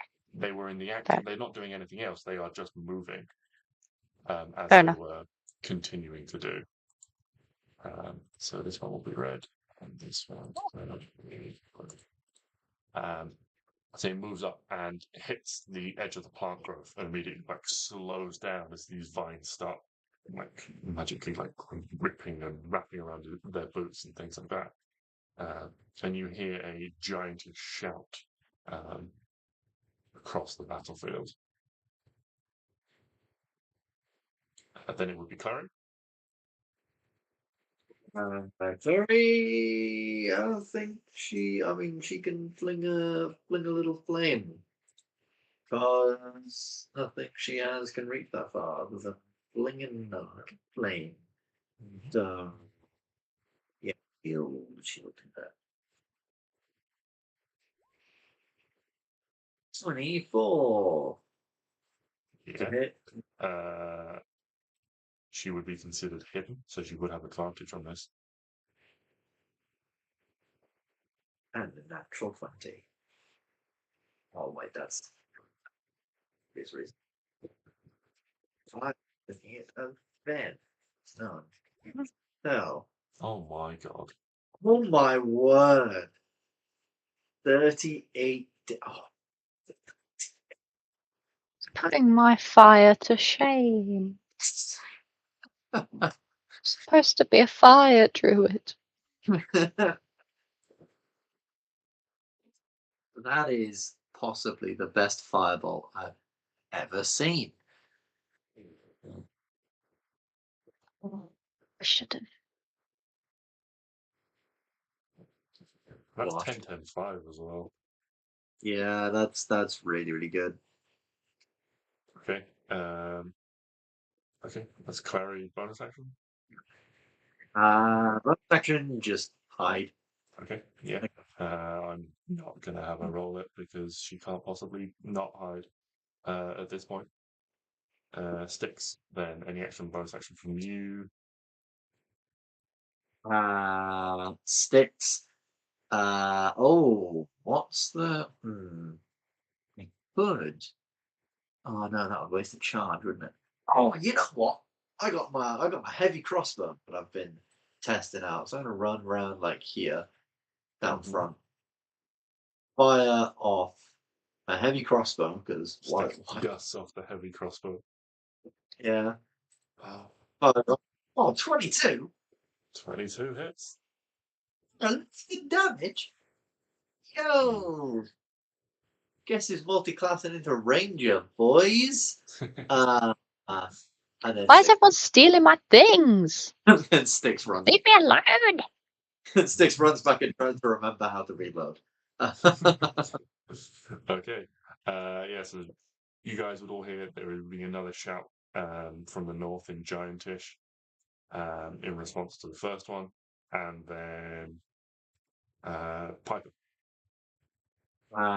Piper. So hold on.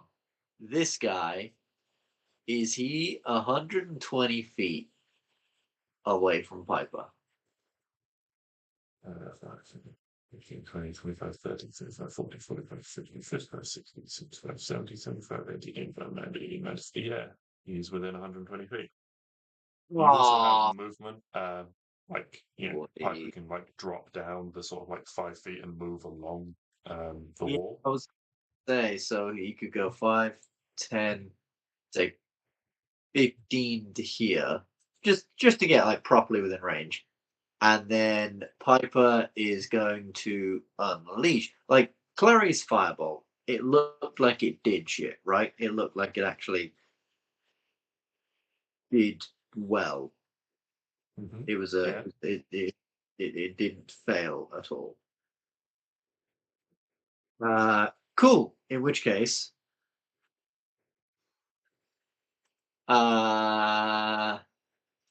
yeah, fuck it. 6th level Scorching Ray Oh my because god. this thing needs to die. Uh, so let me just go to right. 20. Actually, you know what? 6th level. So what is it? It's 3 at level 2. So 3 at level 2. Oh wait, but I 4. think you get 2 extra rays. No, I think Oh it's no, 1 ray per upcast. hold on. So I, 3 at 2. So it's basically the level of the spell plus 1. So you'd have 7 rays at 6th level. yes. So it's 7 rays at 6th level. So I'm just gonna roll 6 d20, and I'm gonna add 10 to each one. Yeah. Just So the tell. first one is at advantage. The rest of them are normal. Cool. So 6 d20. So How many of those? I'm assuming the natural one doesn't. they've all got a plus 10 to them, right? Yes. Yes. So 1, 2, 3 of them hit, plus the nat 3. 20.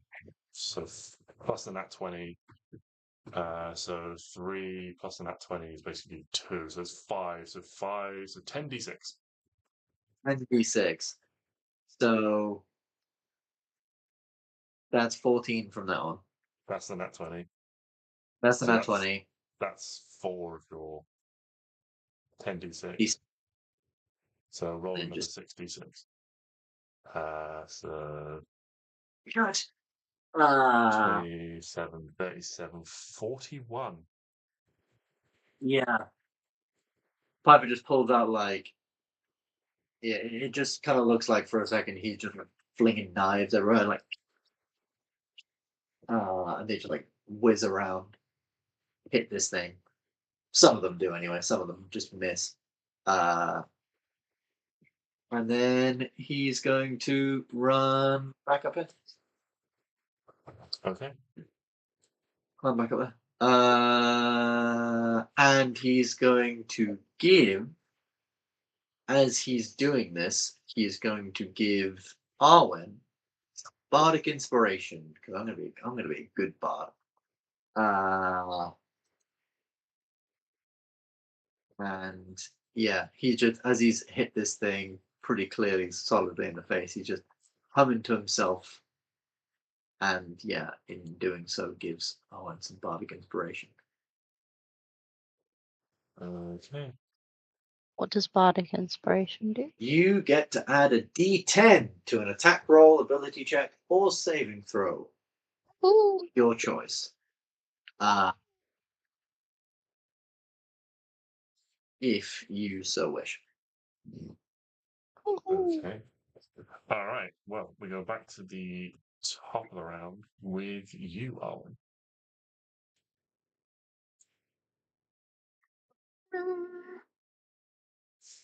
Like past Hunter's Mark, You have but then go out. Hunter's Mark. Oh, but sorry. Yeah, I know. Cast Hunter's Mark and then move. Yeah. And then move Yes. out of the 90 feet range. It's still there, isn't it? Yes. Oh. Yeah, because Hunter's Jesus. Mark is a spell that allows you to like track stuff, and you know, Yeah. it would be pretty shit if you could only track stuff in 90 feet of you. So yeah, you can That's cast why. Hunter's Mark. Yeah. And Here. then move. Wait, is that like what kind of level is this like? So it's a little drop down. So you can drop down for free onto that level. It is like 20 feet in the air. That's like the main walkway. And if you want to go back up, you'll have to make an athletics check to do that little bit of climbing to get back up, and it'll take some of your movement. But you can drop down for free. You won't take fall damage or anything like that. Okay, that'll give me Hunter's Mark. Okay, that gives you 90 feet, yeah. One. And then I'll go back. Okay, just make an athletics check for me. Oh, hold on. Let me just take off my spell slot, otherwise I'll forget. Say athletics. Yeah, to just quickly like climb your way back up. Yeah, cool. I just 20, didn't yeah, know. no problem. You like kick off one of the crenellations there and grab on and hoist yourself up. Right. I will shoot, obviously. Go for it. Because that's what I do. Yeah, 18 hits. I have to say it before I do that Yes. part, isn't it? Yeah. Yeah, okay. You want to use the Next action. one, I'm gonna use it. Okay. But also Mark and Slayer. Fucking Hunter's Mark. So 22. Yeah. And then you better not miss us. Oh God. Oh, You had a bardic inspiration just in case you missed. true. Yeah. So another 13, another 18. And see. Let me put it on my sheet.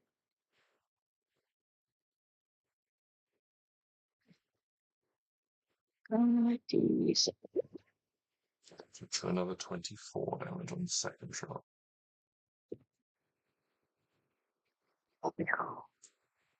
Oh.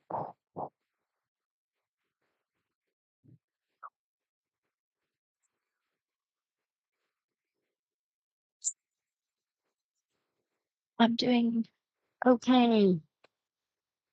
Doing pretty damn well. I misusing it. How's this thing looking? Is it like rough I or? mean, it's hard to tell through the mist and through this distance. But yeah, I mean, you guys know you have punched a lot into this thing already. Um, Yeah. so okay. So Hugo is up next after Arwen. He doesn't have any range. No, but he does have bonus actions that might be useful. Yeah, I hold on, let me read them on my sheet because they're easier. You can do like helping and stuff like that from a distance. Yeah.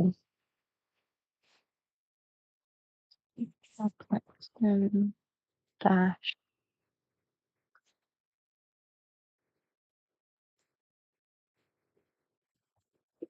What does the help action do?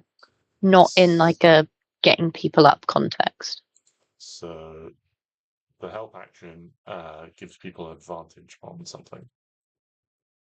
Oh, that's good.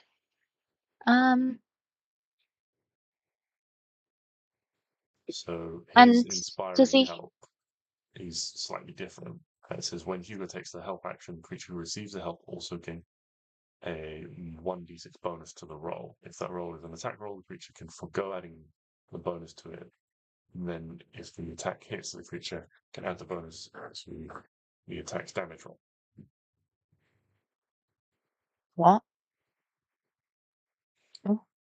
So basically, when they take the help action, they also give a bonus of 1d6.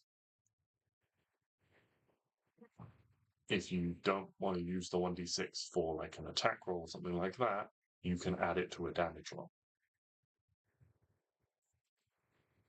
Do I have like a limit of how many times he can do Nope. those things?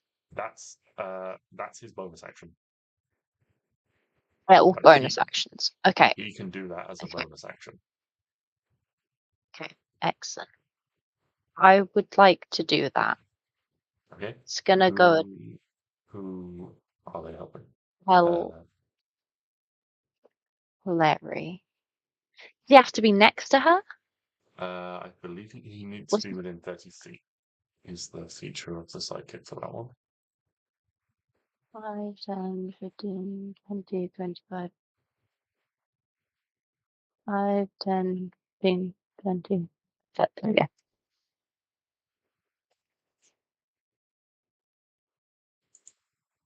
Do I help? He do the help. Okay. Actually, I will bring him kind of here so he could help anyone, and he's kind of in a bit of shelter. Mm-hmm.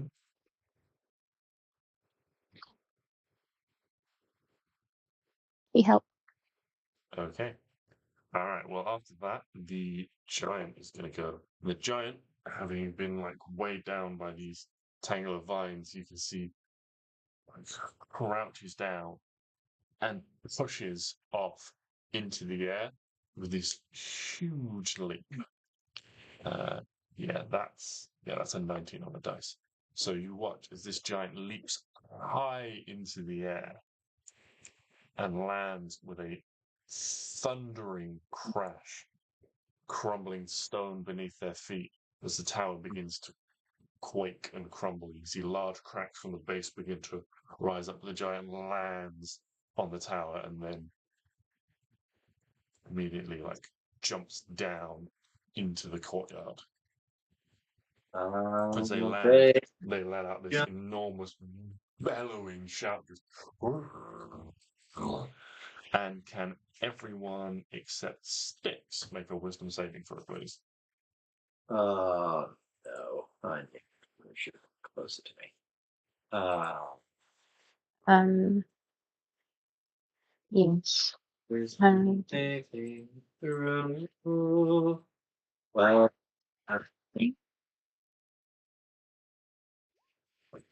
I'd like to use the bardic inspiration. Okay. Yes. Can I use it? Yeah. It's a saving throw. You can use Okay. it on a saving throw. Yeah. Ah. Wait, does Hugo have to do it too? Oh, Bardic Hugo. Inspiration is an advantage. It gives you a bonus to the roll, which I believe is a D10. Piper? Yeah. Oh shit! Sorry. So you take your 5 and you roll a D10 and add that on top. If you want to not use it, now that you understand that, you don't have to. That would give me a maximum of 15. Yes. Yeah. 10 For 15. 12. 12? Okay. So Piper, Hold on. Arwen. Yeah, Hugo needs to make Hugo's. it as well. I'm trying. What? How?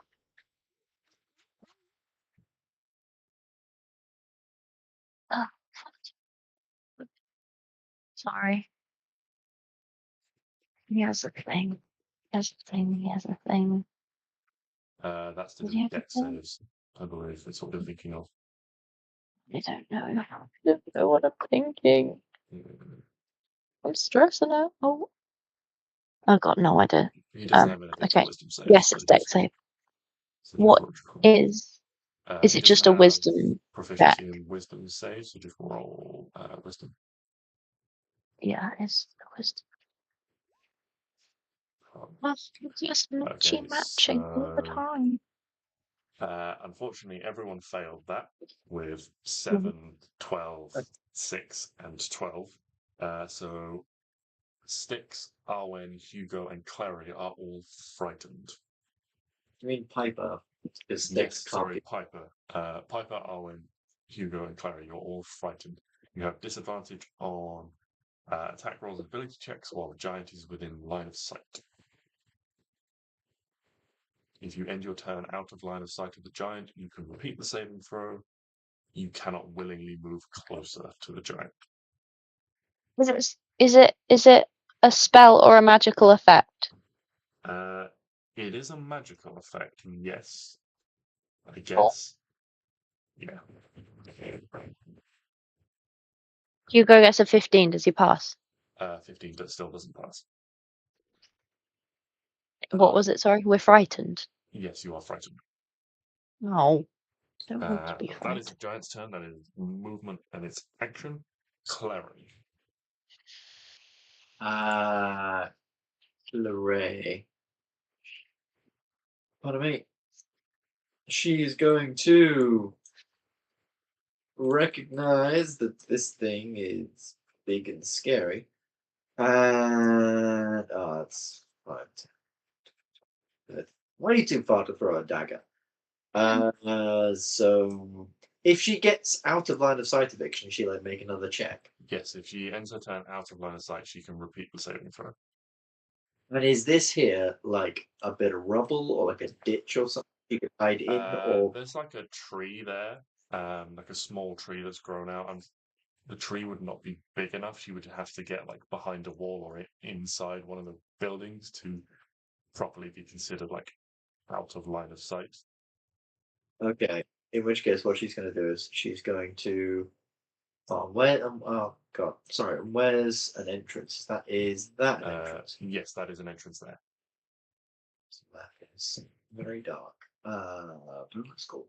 So she's going to run 5, 10, 15, 20, 25, 30, 35, 40. Dash is a bonus action into this building. But as she's running, she's going to fling another firebolt because that seemed to work pretty well. So attack roll with disadvantage. Disadvantage. 16. Unfortunately, her hand wavers slightly and the bolt flies wide as the giant jumps down into the courtyard. And then she's now inside this building. Does she get to make another save? Yep, she can make a wisdom saving throw now she's ended her turn out of line of sight. Fantastic. Come on, Klari. You. Oh, yeah, no. Oh, a 22. Oh. Yeah, so in that 20, Klari steals herself inside the building. Karen giving her an encouraging look, maybe, to help her resolve. Did Yes. Wait, Arwen? wait, wait, wait. Hugo helped Klari, Yes. so she should have got a D6 to her attack. Alright.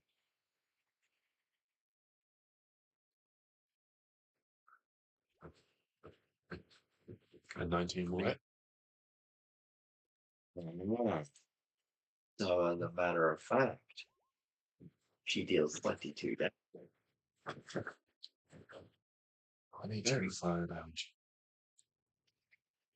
JJ was like, ah, finally, someone hasn't hit him. Okay. No. Okay.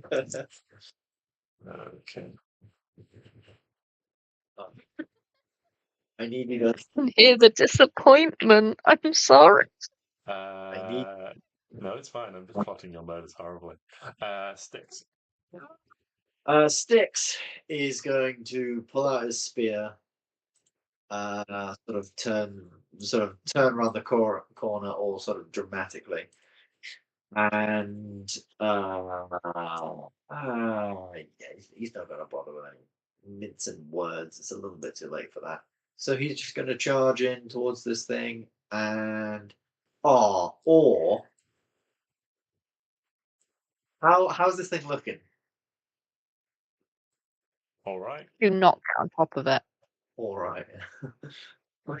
I mean, like now it's up close. You can see it has this large, like, black woolen, like heavy woolen, like cloak and hide over it. It's got, you can see this like black metal armor, and there is just this aura, like mixing with the mist that's around. But this like dark, roiling shadow just seems to be clinging to the cloak, swirling just sort of like in the vicinity of the giant. You can see. Oh, The I'm going to shadow do just something. clings to this creature. Stix is wisdom. That's only +1. It's not very wisdomless. All right. So I'm going to do something which I think is going to fail, but I don't exactly know. So as a bonus action, Stix are going to cast Wrathful Smite on his weapon. He's going to run in, and he's going to try and hit this thing with Wrathful Smite with his fancy ass spear. And Okay. we'll Starful Spear. 16. There's nothing I can do to. As you run in, this swirling aura seems to envelop your Stix, and you take. Nope, that's not a 9 on a D8. It's a 6. So you take 13 necrotic damage as you approach within 10 feet of the creature. That's nice. Okay, so that first attack misses, but the second attack, you just wait, Mister. Oh, there we go. 29 and 29. That's a little bit better. So that is 8 plus 4 radiant. I'm doing this one-handed, so yeah, 1d6. Plus 4 plus 4 radiant, so 12 plus. Oh, you know what's coming. You know what's coming. How am I doing on third level spell slots? Fine.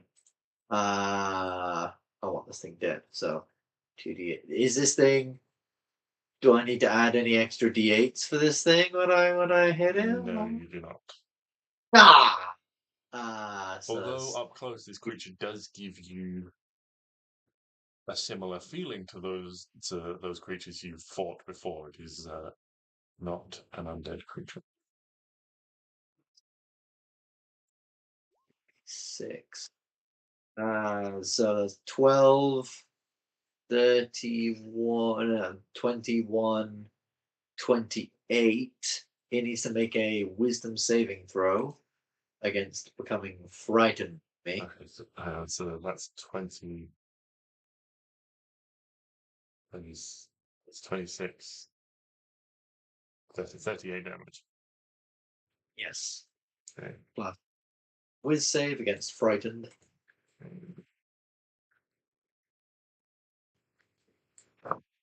Oh, I really thought That these is things a 6. I thought things were going to be immune to being frightened. That is lovely. Oh, it is. Thank you for the reminder. Yeah, it is immune to being frightened. Ah, there we go. I thought so, but Stix isn't that wise. Still takes 2d6 psychic damage. Also, I'm going to use my fancy staff and spend a charge to deal an extra. What was it, like 1d4 damage or something? So you Yes. charge to embed.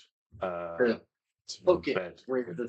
yeah. Embed Yeah, and then Yes. I think we said as a bonus action you can detonate all the charges. Yes. So yeah, we it changed that is to a bonus action. embedded with one thing, with one spear. Okay. That is pretty much me. Yeah, I'm just Okay. gonna. Actually, I'm gonna be really annoying to this thing here, and I'm gonna stand right here. I can't. I mean, it is so big, it is like 20, 25 feet tall that it can just step over you. That is fine, but I just want to make sure I get attacks of opportunity wherever it's going. Okay, fair enough. All right, up next we have everyone, and they are going to 5, 10, 15, 20, 25, 30, about 40, and then use the last of their movement just to climb up on top of the wall. Looking down, you all see this like giant, like the top of this giant's head, like approaching over the wall, and then this enormous hand just reaches over, grabbing the other side of the battlement, and just hoists itself up. And I'm what is starting the range? here. We've done so much damage to this one, yet it's fine, and there's still another one to go. That is starting to concern me. It's fine. Done. We're all fine. None of us have been hit. I've taken 13 damage, but part of me thinks that A, these things are going to hit like a truck, and B, it's not about killing these things, it's about stopping them in their tracks. Mm. Which, I mean, Piper's got something he can.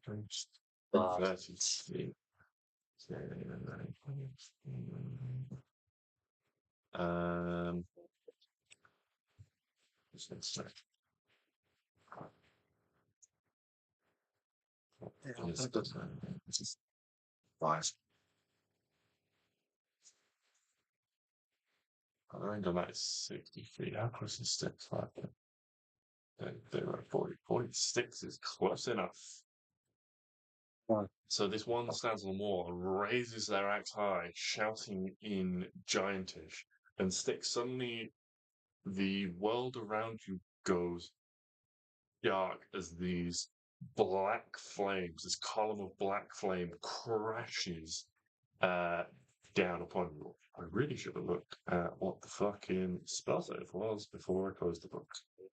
Is this a spell? This is a spell. I have resistance to this damage. Okay. Can you make a dexterity saving throw, please?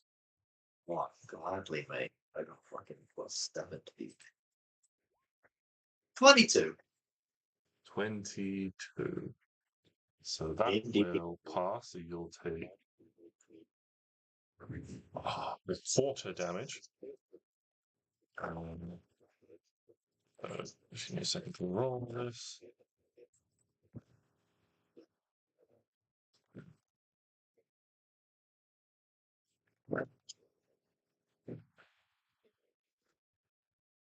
You take 7 damage. As a Yeah. column of black, 7 necrotic damage as a column of black flame shoots down on you. Yay! Sweet. Piper. Piper is afeared, affrightened, amazed, and he that's a really interesting point. How do we stop being frightened? You have to end your turn out of line of sight of the giant that caused frighten and make a wisdom save. Okay. Okay. So Piper's going to turn around to Arwen, see that she's also frightened, and go, Don't worry. It's fine. And give you bardic inspiration. Then that's his bonus action. He's then going to turn around and go, this is what Ben wishes he picked some better spells. But for the time being, what's the range on that? He's going to, I think, just fling a 5th level. Oh no, they'd all be disadvantaged. That'd be really stupid. And he's just gonna do a it's in a wisp. Is that 60 feet worth of 10? Oh, I can't fucking do anything. Piece of poo. And he can't move closer. Not like 90 feet? No. No. Apologies. I'm looking through all my stuff to see if there's anything I can do, and there's one big thing I can do, but I want to save that. Don't worry, Till late. we've had a while. Take your time to just get back into the swing of things.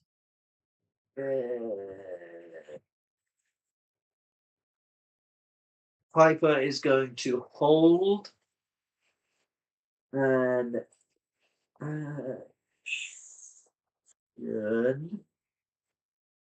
no, he's not even going to do that. He is going to go prone. He's going to turn around to Arwen, be like, it's fine, and then just drop prone to try and get out of line of sight, and therefore be able to possibly make a save.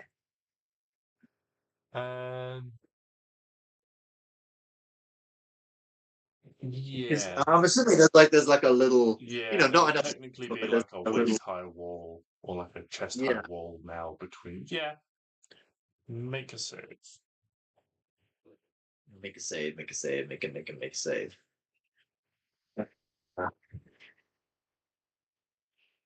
I would like to use my inspiration, not bardic, just regular inspiration, to get advantage on this roll. Mm-hmm. I Go for want to live. 18. It's unfortunately not high enough.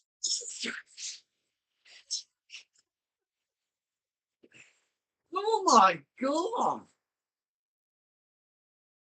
Oh, this is suddenly very awful. The magical terror still grips tight on Piper's heart. Fucking shitter. To put it pretty blank.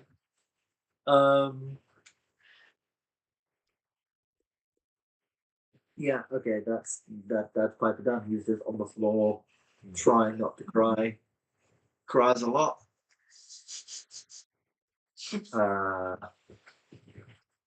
Yeah. Okay.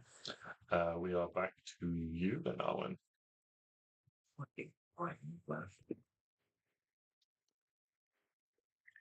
Excellent. I'm gonna go here. That's not closer. Mm-hmm. Is it? No, Is it technically closer? Okay. I mean, possibly yes, but you're going straight up and down in the vertical plane, so it's fine. Okay, cool. And I know it's a disadvantage, but I'm going to shoot him. Go for it. Oh, let me just turn on disadvantage. Yeah, no, I am.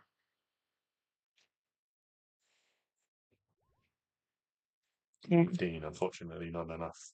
Your aim, despite the fear is true, you just managed to land it straight in the center of this breastplate, and it just ping bounces off. Can I add bardic inspiration to it? Yes. Yes. Oh wait, what was the roll? Oh, 15. Yeah, you could have bardic inspiration to it. It's like it. Oh, yeah, that hits then. Yeah, 22. That definitely. So rather than pinging off, you manage to land it in the meat of the giant's arm. Okay. 7, 10, 11, 12. Well, okay, I'm going to do it again. Probably won't hit, but well, it's some sort of crit, that's for sure. Almost surprised, and in your haste to duck out of this giant's line of sight, you rush your second shot, and the arrow whistles off through the air. I will as well try and can I just Yeah, you can go crouch? prone. Yeah, I would say for this you need to effectively go prone. Oh, okay. But it would. I can't just go. No, you can't just hide behind your hands mechanically, because it will limit your movement next time to put yourself at this sort of disadvantageous position. But it will allow you to make the save. Okay, cool. I'm gonna go down. Okay, and you voluntarily go prone, and then you can make a wisdom save at the end of your turn. Is it still a disadvantage? Yeah. No, the wisdom save is not a disadvantage. Oh, okay, cool. It's just attack rolls and ability checks are. Good. Right. Hugo. Yeah, really? A fail? One. Who would have known? This is not good. Okay. Hugo is going to go over here. Okay.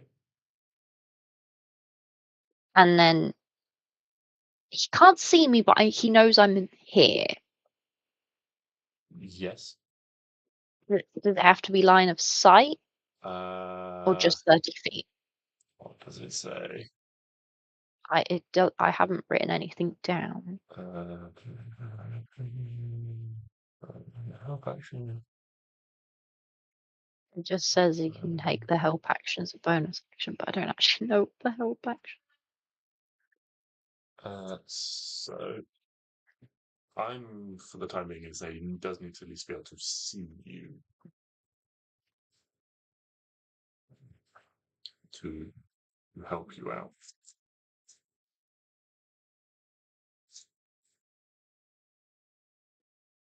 Okay.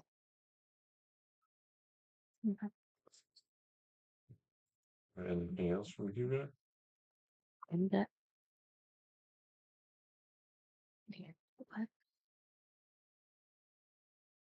No.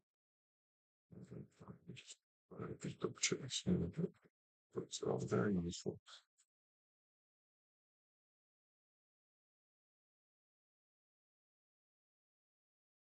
It does need to be within 5 feet of you.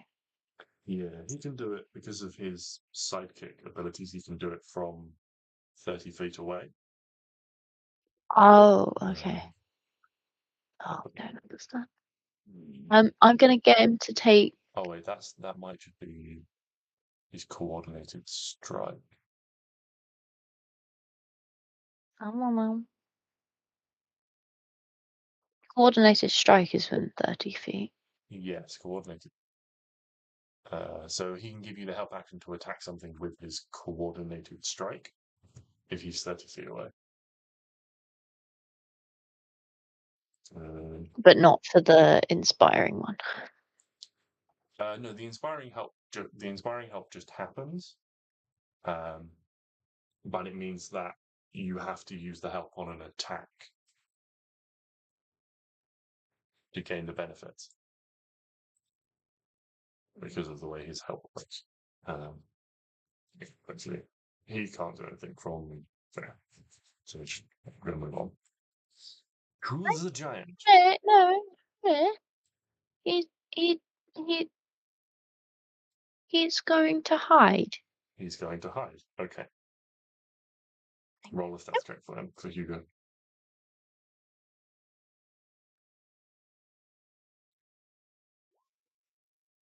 Okay. 30. Hugo does a good job of hiding. Oh yeah, he does.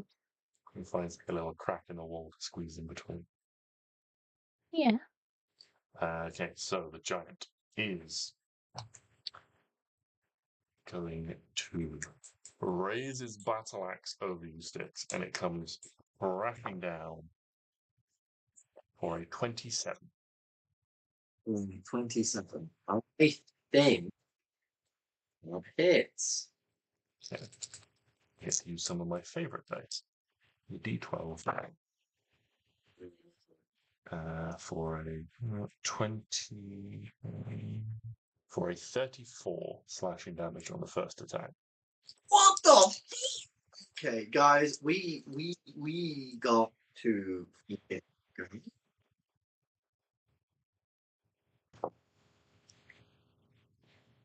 The second attack is a natural 20. See you later, folks. Who the?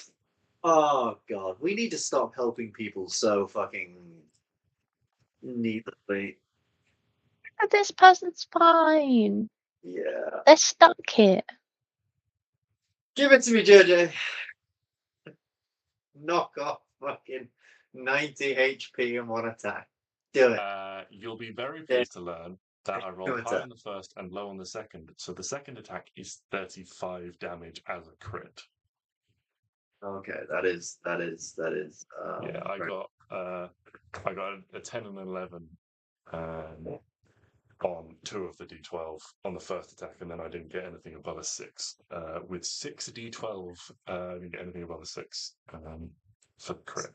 So, Well, but yeah, these two thunderous like axe strikes come down.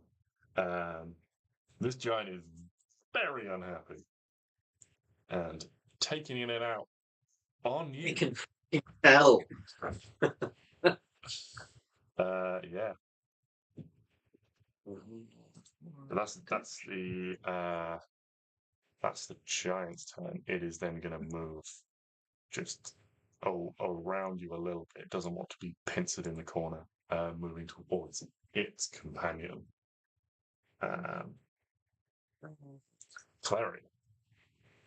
Klari is going to move. Fucking far. Really? She is no longer feared. She's going to go 5 out there. 10, 15, 25, 45, 50, 55, 60, 65, 70, 75. Oh, she can't get advantage with me, can she? So I don't think there's any point her running up in front of me and melee with this thing. Although taking it for Stix might be useful. Well, no, we'll think that comes.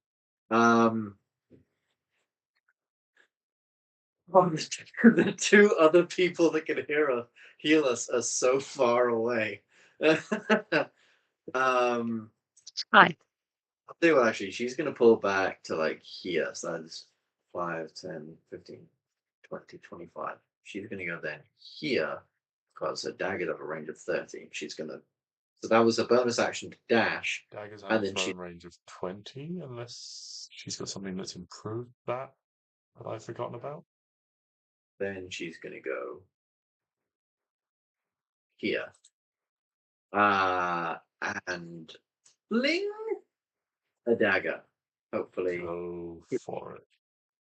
Get sneak attack. Please. Klari, please hit.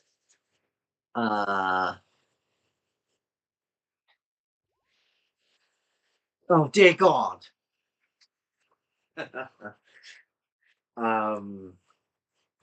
Yeah. 15, unfortunately, does not hit. Yeah. And then I think she still has some movement left. I think she still has 15 feet left. Because she has a speed of 40 feet, so she's going to go 5, 10, 15. Right. And because she's the smart one, she's going to say, Stix, you're hurt. Pull back to the other two a little bit. And that is going to be hurt, I believe. Stix. At the start of your turn, you take some necrotic damage. You take 10 necrotic damage at the start of your turn. Why? Because you are close to the giant, and it has this dark necrotic or shadowy aura that surrounds it. Oh wait, I should have rolled for its soul shriek. Oh, good. It got a 6. Like, it charges its soul shriek as well. Oh, fuck you. That's fine. So what Stix is going to do is Stix is going to Misty Step 10, 15, 20, 25, 30. So he's going to go right there. He's going to use Lay on Hands, and he's going to use 40 of that on himself. No, he's going to use 50 of that on himself because he's realized these things do an average of about 30 damage. So that should be okay. 50 of that on himself, that puts me up to 79. That puts me down to 20 left. That's 79 HP. And then he's going to use his movement to. Can I use my movement and drag Klari with me? Obviously, I'm aware I'll be half speed. Yes. Okay. Then he's going to move 5, 10, 15, pulling Klari a little bit closer to the good people. 5, 10, 15. Right. You don't need to because I have a plan, Ah, but I mean, you can. done it anyway because I figure us being a little bit more central is probably a good thing anyway because it's better in range for Piper and for you and things like that. So work out. Cool. That is going to be Stix's turn. Just a lot of self-care. Okay. You want to try and be who's going to go 5, 10, He can't be frightened. 25, 30. Comes 30 feet. And you can see this giant is a little bit smaller than the other one, maybe sort of a head or half a head smaller. It comes up and sort of like claps a hand on the other one's like shoulder. It's just a quick sort of few words go by. But as it's like coming, it pulls out from its hip. I mean, what kind of looks like just almost like a mast of a ship. It's so big, and just draws back this javelin and launches it at,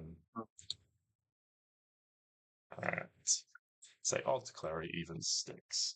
It's a 4, so launches it at Stix. That's going to be an 18 plus stuff. He's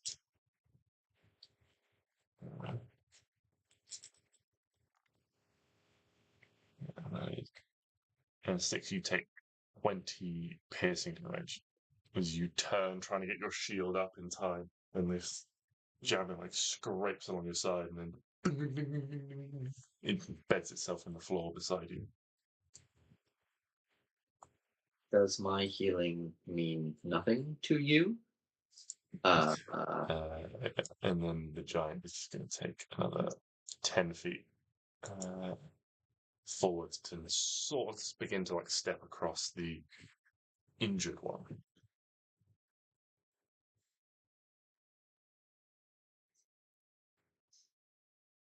Piper. Okay. Piper is going to get up off the floor using half his movement and sort of are they dead yet? No? Oh, for God's sake. And he's going to open out his hands, and it has a range of 120 feet, which I'm assuming can get both of them in 30-foot thing. And he's going to cast Hypnotic Pattern on the both of them. Okay. What is We're the gonna- saving throw on Hypnotic Pattern? So I believe it is a DC 18 Wisdom saving. DC 18 Wisdom save. Okay. First one gets a natural 1. Second one, a natural 4. So they are both incapacitated as this colourful pattern, brighter than anything you've seen around in the few hours you've been traveling, almost extra bright compared to the dull shadows of the environment, sparks to life. And all of a sudden, although the aggressive stance of these two giants, their arms drop to their sides and they just stand there, limply. Seeing that they are, but think he's going to call out to the blue dragon. Hey, Carol, how long did you say your take? Carol. That's all right. Karen, how long did you say this thing is going to take you? Another couple of minutes, I think. You can see now this arc of stones. There's probably sort of like 10 or 12 of them, and about 8 of them are hovering in the air, glowing brightly, forming this arch. At which point he's just, on the last little bit, going to call out, don't harm the left one. Only hit the right one. The left one will just be out for a minute. The right one, he's weak. We can gang up on him a little bit. Why don't we all try and... Because they're incapacitated by this spell, right? You tell me, are they incapacitated or? I feel like they're incapacitated. Creature becomes charmed while charmed. The creature is incapacitated. Does that end any effects, like a frightening effect? They might. Where is my setup in streams? The creature is still there. It's still active. It is certainly less intimidating now.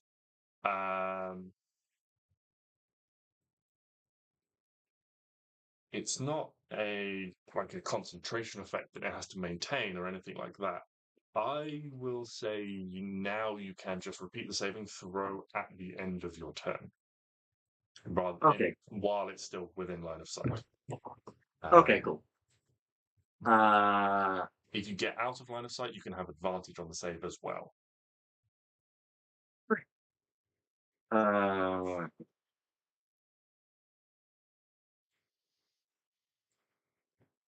Yeah. Okay. So yeah, he's just gonna say, he's gonna call out and say, we should all. I mean, he's got nothing that can get to that range, but just we should all prepare to attack the right one, the one on the right at the same time, to defeat it quicker. That's it. That's his turn. Okay. He is going to, because it's Piper, let's be fair, he's going to once again drop prone and try and repeat the save. Okay. Wisdom save with advantage then. They try. Wait, no, that was Stix. That was Stix. Hold on. Where's... With advantage 18. Unfortunately, 18 is not enough. Piper Seems to be such gonna good have roll. a difficult time for this.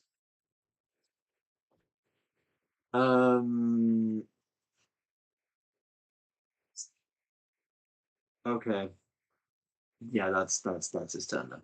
Okay. All right. Are people happy to do one more round and then call it? Yes. Yeah. Okay. All right. Arwen, at the top of the round. So,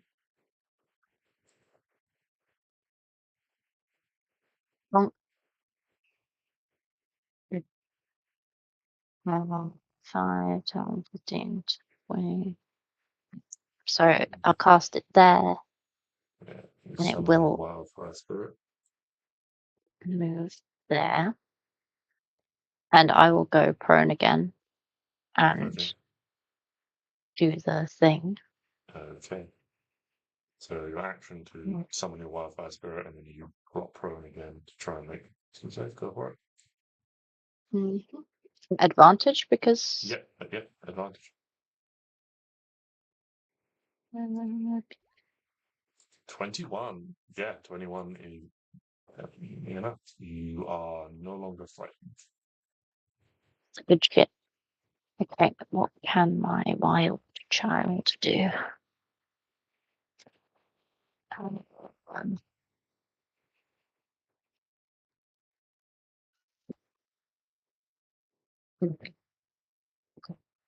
Yeah, no, cool. Okay. Then Hugo. Hugo Hugo is should have made a save on his last turn. why? Because he Oh, found a small hole to hide in. like a wisdom Yeah, wisdom save. one. Yeah. Okay, so he would still be frightened on this turn. He's still a scared. Wait. Oh, okay. So he can stay hidden, can't he? Yeah, he can stay hidden. That doesn't change. Okay. Because he can't go forwards to Yeah. help anyone. Yeah. Can he take a help action from there? He can't. He No. can't do the fighting one because he's not He's going to not close attack enough. anything. No, he's not close enough for them to help. Yeah, I don't really understand the help thing. You might have to explain it to me later. Yeah, we'll go through that afterwards. So, He gets advantage though. yes, He's yeah, in a because he's hole. hiding like outside. So Yeah, he's he's in a hole. he's keeping himself busy. He All right. likes it in the hole. So, giant is incapacitated. He cannot move. Cannot take actions. Klari. Klari is so this right giant is incapacitated. I mean, they're both incapacitated. yeah, both incapacitated. Are we gonna do I guess you'll sort of call out. Are we gonna do like a unified attack, or are we just gonna? Yeah, I guess you'll probably just call out like Stix. We're gonna do a unified attack where we can get advantage and flanking and all sorts of stuff, and he will say, "Absolutely," because that would be really good. Unless, what was your plan with your wildfire spirit? Were you gonna like try to heal us or teleport us? Yeah, I was gonna yeah, that was there to give you healing so that I don't have to get close to you. I There's see. nothing against you or anything, but No, that's fair. You're way up there. That's fine. it's been a while. No baths here. In which case, yeah, she is going to set herself up 5, 10, 15, 20, 25, 30, 40. She'll do a bonus action dash to get around here. And then I guess yeah, there's like a crumbled bit of wall she's got the space to stand in. She gets like up on a few bricks, so she's like, at like thigh height rather than knee height now. And then I guess she'll just sit and wait for Yeah, hold her action. into position, and whether Arwen and everyone wants to get in position. So I guess we'll just just wait for the minute. Okay. Rotate. Ready, we'll get crack-a-lacking. Okay. Stix. Stix is gonna run.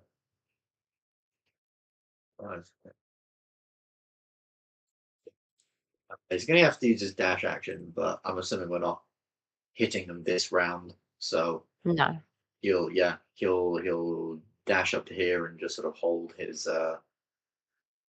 weapon out. Ready? Okay. Then the giant incapacitated Piper. Piper is going to. What's the range of bardic inspiration? It's something pathetic like 30 feet. 60 feet or something. 30 feet, 60 feet. I'm not sure.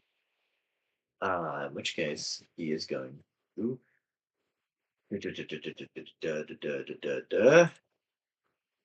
He's gonna.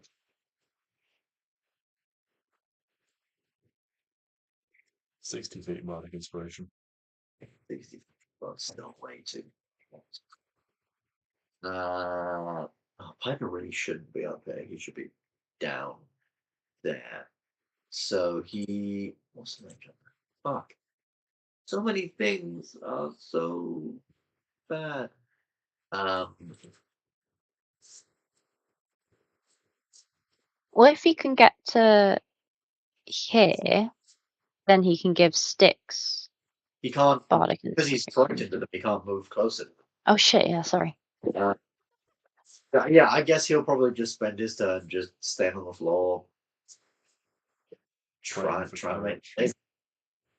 Praying for courage. I'm just trying to look. Is there anything I can use to like give myself? Give myself any help. You could mess up someone's attack roll with silvery barbs to give yourself advantage. I could do. It's just so annoying. Sabotage your friends. For your own gain. It says I can't move closer. Can I teleport? No. If someone else teleported you, I would possibly allow that, but because you have to pick where you're going and you know that spot is closer, so you can't teleport yourself closer. Oh. Then yeah, he's just gonna. But yeah, if someone was like, "Oh, I'll get you out of here," and then teleported you 30 feet closer, they'd be like, "You bastard! I'm closer to this thing." I'm aware that's a wisdom check, so if you would allow me to keep the roll and just take away the +2, then that's still. Oh wait. In. Why didn't you re-roll that one as a wisdom save then? It's 19. No, because 19 won't cut it. He's being nice to you. Yes, so. You have advantage. Oh, do I? Oh, 20. Yeah, because you're down, you're on the floor. Because you're hiding like a brave hero on the floor. Swear to God, JJ, if you tell me a 20 doesn't cut it, I will march on down there. I mean, if 20 doesn't cut it, then Hugo is permanently frightened. My poor boy. 20 is a pass. 5 is Oh, no longer frightened. Yeah. Then, oh my God, next turn. All the things. That brings us to the end of the round. That was relatively quick, so everyone was just kind of holding. Do people want to do another round? It is 2 minutes to 11. I'm down to do one more round. Cool. I'm good to do another. Okay. And right. Sort out. We will do one more, get everyone's held actions going, and then. Okay. Arwen, you are not frightened. Can we do 2 more? 1 more to set everything up perfectly, and then another. Yeah. Okay. Depending on. Do we all not just want to hold our action for when it's Piper's turn? Yeah, we can kind of. And then just all wail. you guys have a bit of time to take, like, we can be a bit sort of more loose about this. Like, basically, where do you guys want to be? You've got Okay. 48 seconds. I did have a brief idea. Yeah. I could dimension door us, me and you, over to here, to this tower over here, so that we're a little bit closer, and then we can sling stuff from there. I don't know if that's a thing. And then next turn, I can dimension door us back over, unless you like being way over here, in which case Piper can just dimension door himself over there. How far is Fireball? Fireball is Oh, I'm good 120 over feet. here. All right, cool. Then 150. when it would 150, eventually no come problem. around to Piper's turn, he would dimension door himself. Oh, what's Piper gonna do? He's gonna use a Okay. big boy. And actually he's gonna unincapacitate the no, he's not gonna unincapacitate the both of them, but he's gonna use a relatively big boy. Actually, he's gonna use a really big boy. He's gonna dimension door over there. And then into the courtyard. And then he is sick and fucking tired of being over here with massive fucking giants doing all the work. So fuck it. He's going to then use polymorph to transform himself into a giant ape. Nice. But he'll probably say, as a giant ape, I'm not very smart, so as soon as I go wailing on this thing, you all just go. Giant ape. Yeah. So Piper is not big. And here, and then I guess after that, it would end up being the turn where we all strike. And Piper as a giant ape just like fucking Kong, but with he's like an albino gorilla, but massive. Just before that, yeah, because it would have been a round. Yeah, there would have been Can I just move? Turns. Yeah, you Can I just can move go wherever my? you want, because it would be a couple of turns for Piper to dimension door and then action polymorph. So it's like, so yeah, you can move wherever you like. I think I'll put the spirit here. Can I give Hugo a couple of rolls? How many rolls can Hugo do? Let's say 3 rounds worth. Okay. Wow. Stix will use his free. That's 1. Yeah. Thing on himself. 3 once per day healing on himself, so he regains 1 hit points for himself. That's 2.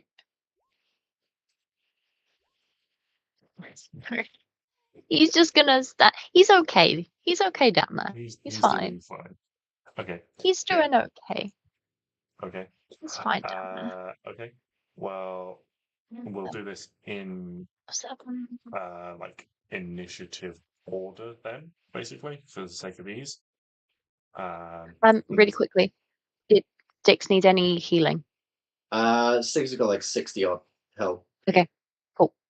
Carry on. Sorry. I guess because I guess if Piper said like wait till I attack because I'm gonna be a mindless beast. Should he go first, or I mean, it's up to you. Or are we gonna do it in? Yeah. So Piper, me. Okay, yeah, Piper first then. Is this with advantage? Technically, no. They're only incapacitated, which doesn't specify that you get advantage against them. Yeah, I guess so, because it just says they can't take actions. Let me just double check it. Creature's incapacitated, speed is 0. Yeah, incapacitated and speed is 0, so no, they don't have advantage. So yeah, a lot of stuff also like unconscious is like the big one, because unconscious makes you incapacitated, but then has other stuff on top. Yeah. So yeah, this is good. Oh yes, that's +9. I mean, yeah, 17 is their AC. Sweet. So then that's 3d10 plus 6. Damage, so 23 plus 6, 29 damage as Piper Kong punches this thing in the face. I can't use blade flourishes with this, can I? No. No. No, There it's is no blades to flourish. Yeah, it's also a fist. Technically, it's a unarmed strike as the giant ape. Yeah, so that's Piper. And then I guess it would get only have one attack.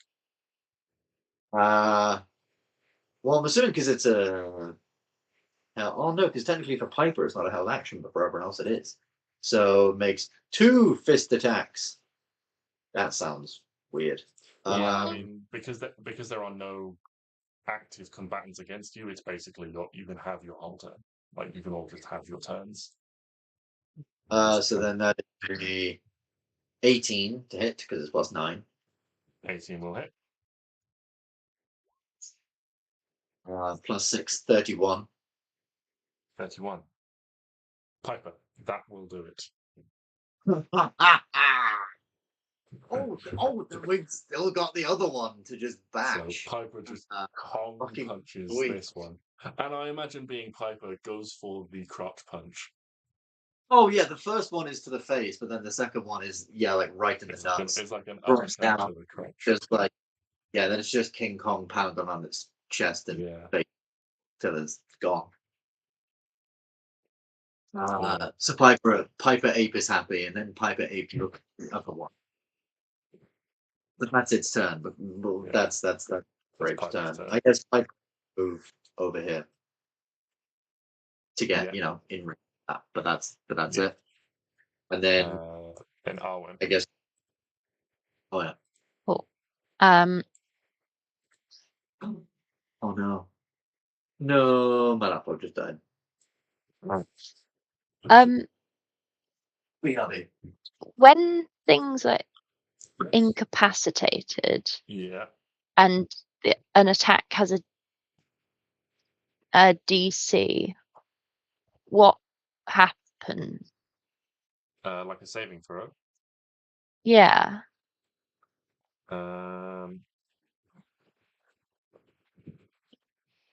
Depends what the saving throw is. Mental saving throw. So intelligence, wisdom saves, charisma saves, they can all make as normal as well as con saves because they don't involve having to physically react or move. It's due to mental fortitude or constitutional endurance. Dexterity and strength saves. I'd say a strength save, it would get a chance at because depending on what you're using, because it's enormous. If Stix tried to push it over, it wouldn't automatically fail because it's huge. Dexterity save, it would probably fail automatically in this instance. Excellent. I would like to cast it Fireball. doesn't say it automatically fails saves, but I feel like it should in this instance. Cool. I would like to cast Fireball. It is a dex save. It fails. It will hit now. Do I have to click it a load of times? Oh, I can choose a different. Oh my god, I can choose a higher level. Can I do? Oh no, I can't do a higher level because it's the thing. Yes, you're right. You do get your extra D8, I believe it is, because of your wildfire spirit. Yes, because of my wildfire spirit. So it is 8d6 plus 1d8. A great day. Okay. Me. Oh, is that it? Plus 1d8. Oh my god, I got 3 1s. That's disgusting. And 2 6s. Ew. Yeah, I know, but 3, not bad. 3, 4, 5, 6, 28. That's fine. Whatevs. And then yes. And the damage on the second one, I believe, breaks a hypnotic pattern, doesn't it? Stix. Yes, taking damage breaks hypnotic pattern. So it is. But that's fine because we got the first one. Yeah. And I mean, Klari Yeah. Actually, even without breaking it, everyone goes before it anyway. Fantastic. No, I can.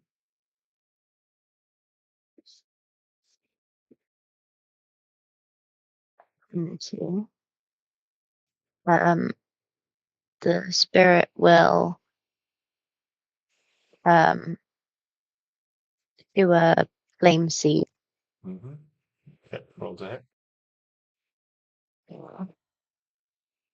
Bloody hell, I am bad at. Just get the stupid things sheet up, you idiot. And that flame seed. Actually, I don't know if this is even set up right either.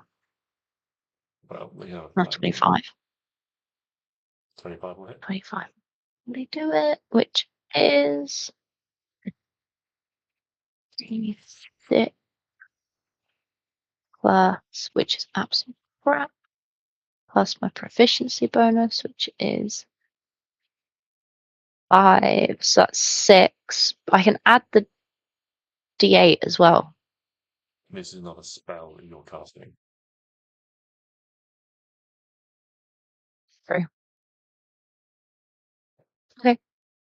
That was shit. And then he's just going to go back over here. Yeah. Hugo is no longer Yeah. afraid because the thing that caused it is dead. What? So he 5, 10, he can just come out. He's flying. Okay. But yes, so then Klari and Stix. Fantastic. So, is it Klari then Stix or Stix then Klari? Klari then Stix, technically. But Right. given given this thing is only just dropping out being incapacitated, it's kind of at the same time.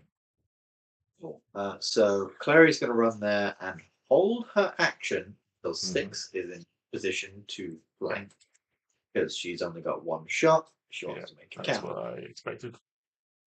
Stix is going to run up there and then attack, but obviously because Stix gets in position to flank, Klari Everyone gets advantage. Indeed, gets advantage. So dagger of elements with advantage. She didn't fucking need it, but there we go. That is 10 plus 6 plus Oh, I will just say this can, because of the time spent in proximity, can Klari and Stix and Piper all take 8 necrotic damage just from the time spent. Damage. Fine. 1, 2, 3, 4, 5. I'm not going to like track it for every turn because you can easily be like, we stand back and then we rush in. So, but 8. Okay. It does technically proc a concentration check from Piper as well. Yeah. So the con of a giant egg plus 4. So DC 10. Oh, just squeak by.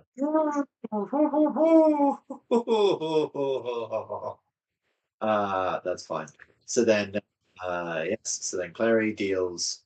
God, all that damage, 37 damage. She slices in at the back of the leg. That elemental damage, I'm assuming, is like lightning because that's what she always. Yes, that is what Clary always prefers, is the lightning dagger. Indeed, and then Stix with advantage is going to swing his stab with his sniffle spear.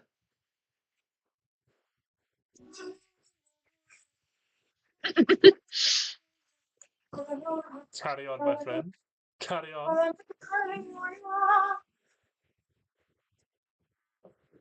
Okay. So Stix that gets is stabbed going and to. does nothing else, as all good paladins should. So that is 13 plus. Oh, that's really bad for the D8. 17 from the spear itself. Pretty shit damage overall. So 17 from the spear itself. Plus, I mean, it's got to be done. The last third level spell's going out the window for a 48 smite, which makes an 8d8 smite. Paladins are well balanced, I feel. No problem with them whatsoever. Oh, absolutely. Completely and utterly balanced. So that was 68 plus 2d8. So that's 17, so 34, 41, 50 on the nose. 50 on the nose. And I he's. don't think you can reach his nose. I don't think he can either, if I'm going to be honest. It's a bit of a bullshit statement. Also, he's also going to spend a point to jam that motherfucker into this thing inside and leave it there, or leave a ghostly version of it there as he goes for a second with advantage. Thank God for advantage. 20, so that is 12 plus 8. Oh, that's so much better. Plus, yeah, I want to see this thing dead. I don't have to use any second level spell. Actually, no, Stix has used a second level spell. I just didn't knock it off. I'm going to use a second level spell anyway to do a second level smite, which is 3d8.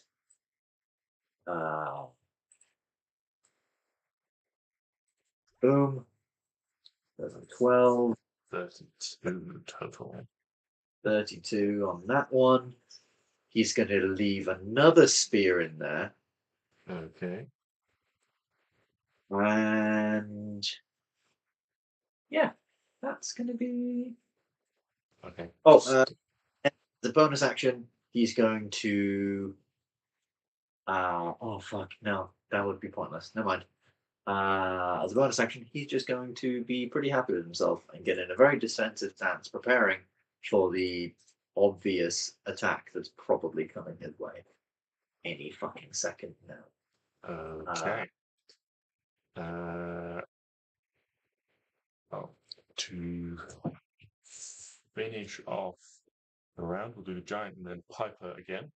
The giant is coming out of this like confused reverie of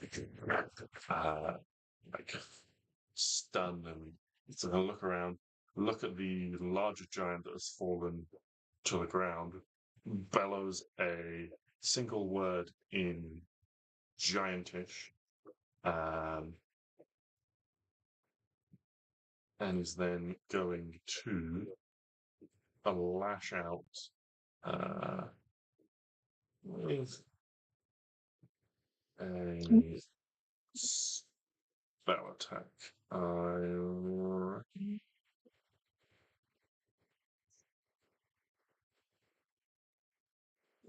If Piper wasn't a fucking me, that shit be counting spelled so hard. Probably on what it would instinctively perceive as the biggest threat, which is the giant ape. So can the giant ape make a constitution saving throw, please?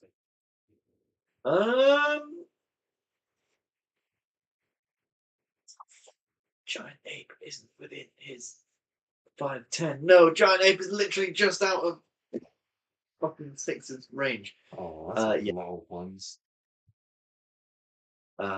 So con save, this is with a +4. 19. 19 will pass. Actually, so you take half damage. So you take 24 necrotic damage. Jesus Christ. So that's from the giant ape. No. Not mine. Yes, that's from the giant ape. Out of 157.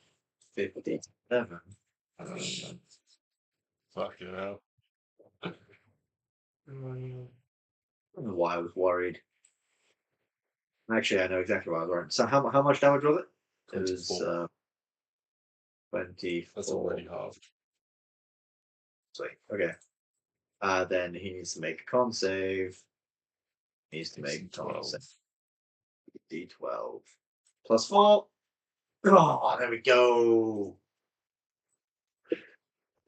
Okay. Oh, nice big 20.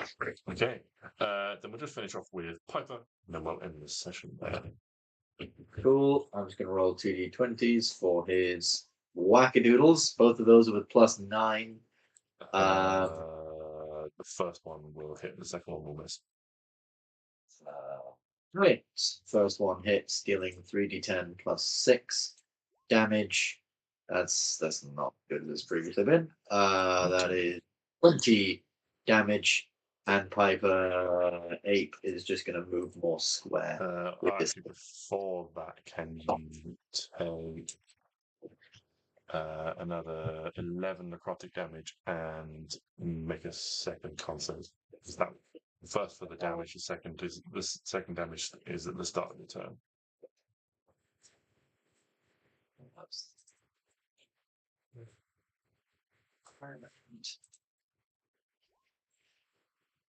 Nine plus 4, yeah.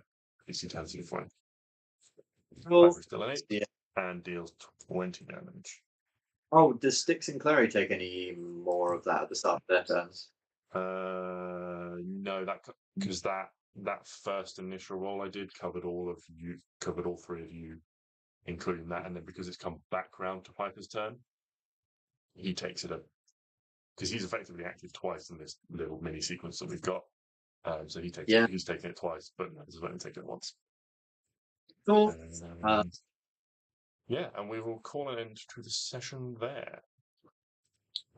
Picking things up next time with the end of this fight and the rest of your journey through the Feywild. Not the Feywild, the Shadowfell. Not the Shadowfell, the ethereal plane. What's turn of events? Got there in the end. Wow. I'll fucking tell you what. These giants are really scary when you're afraid of them.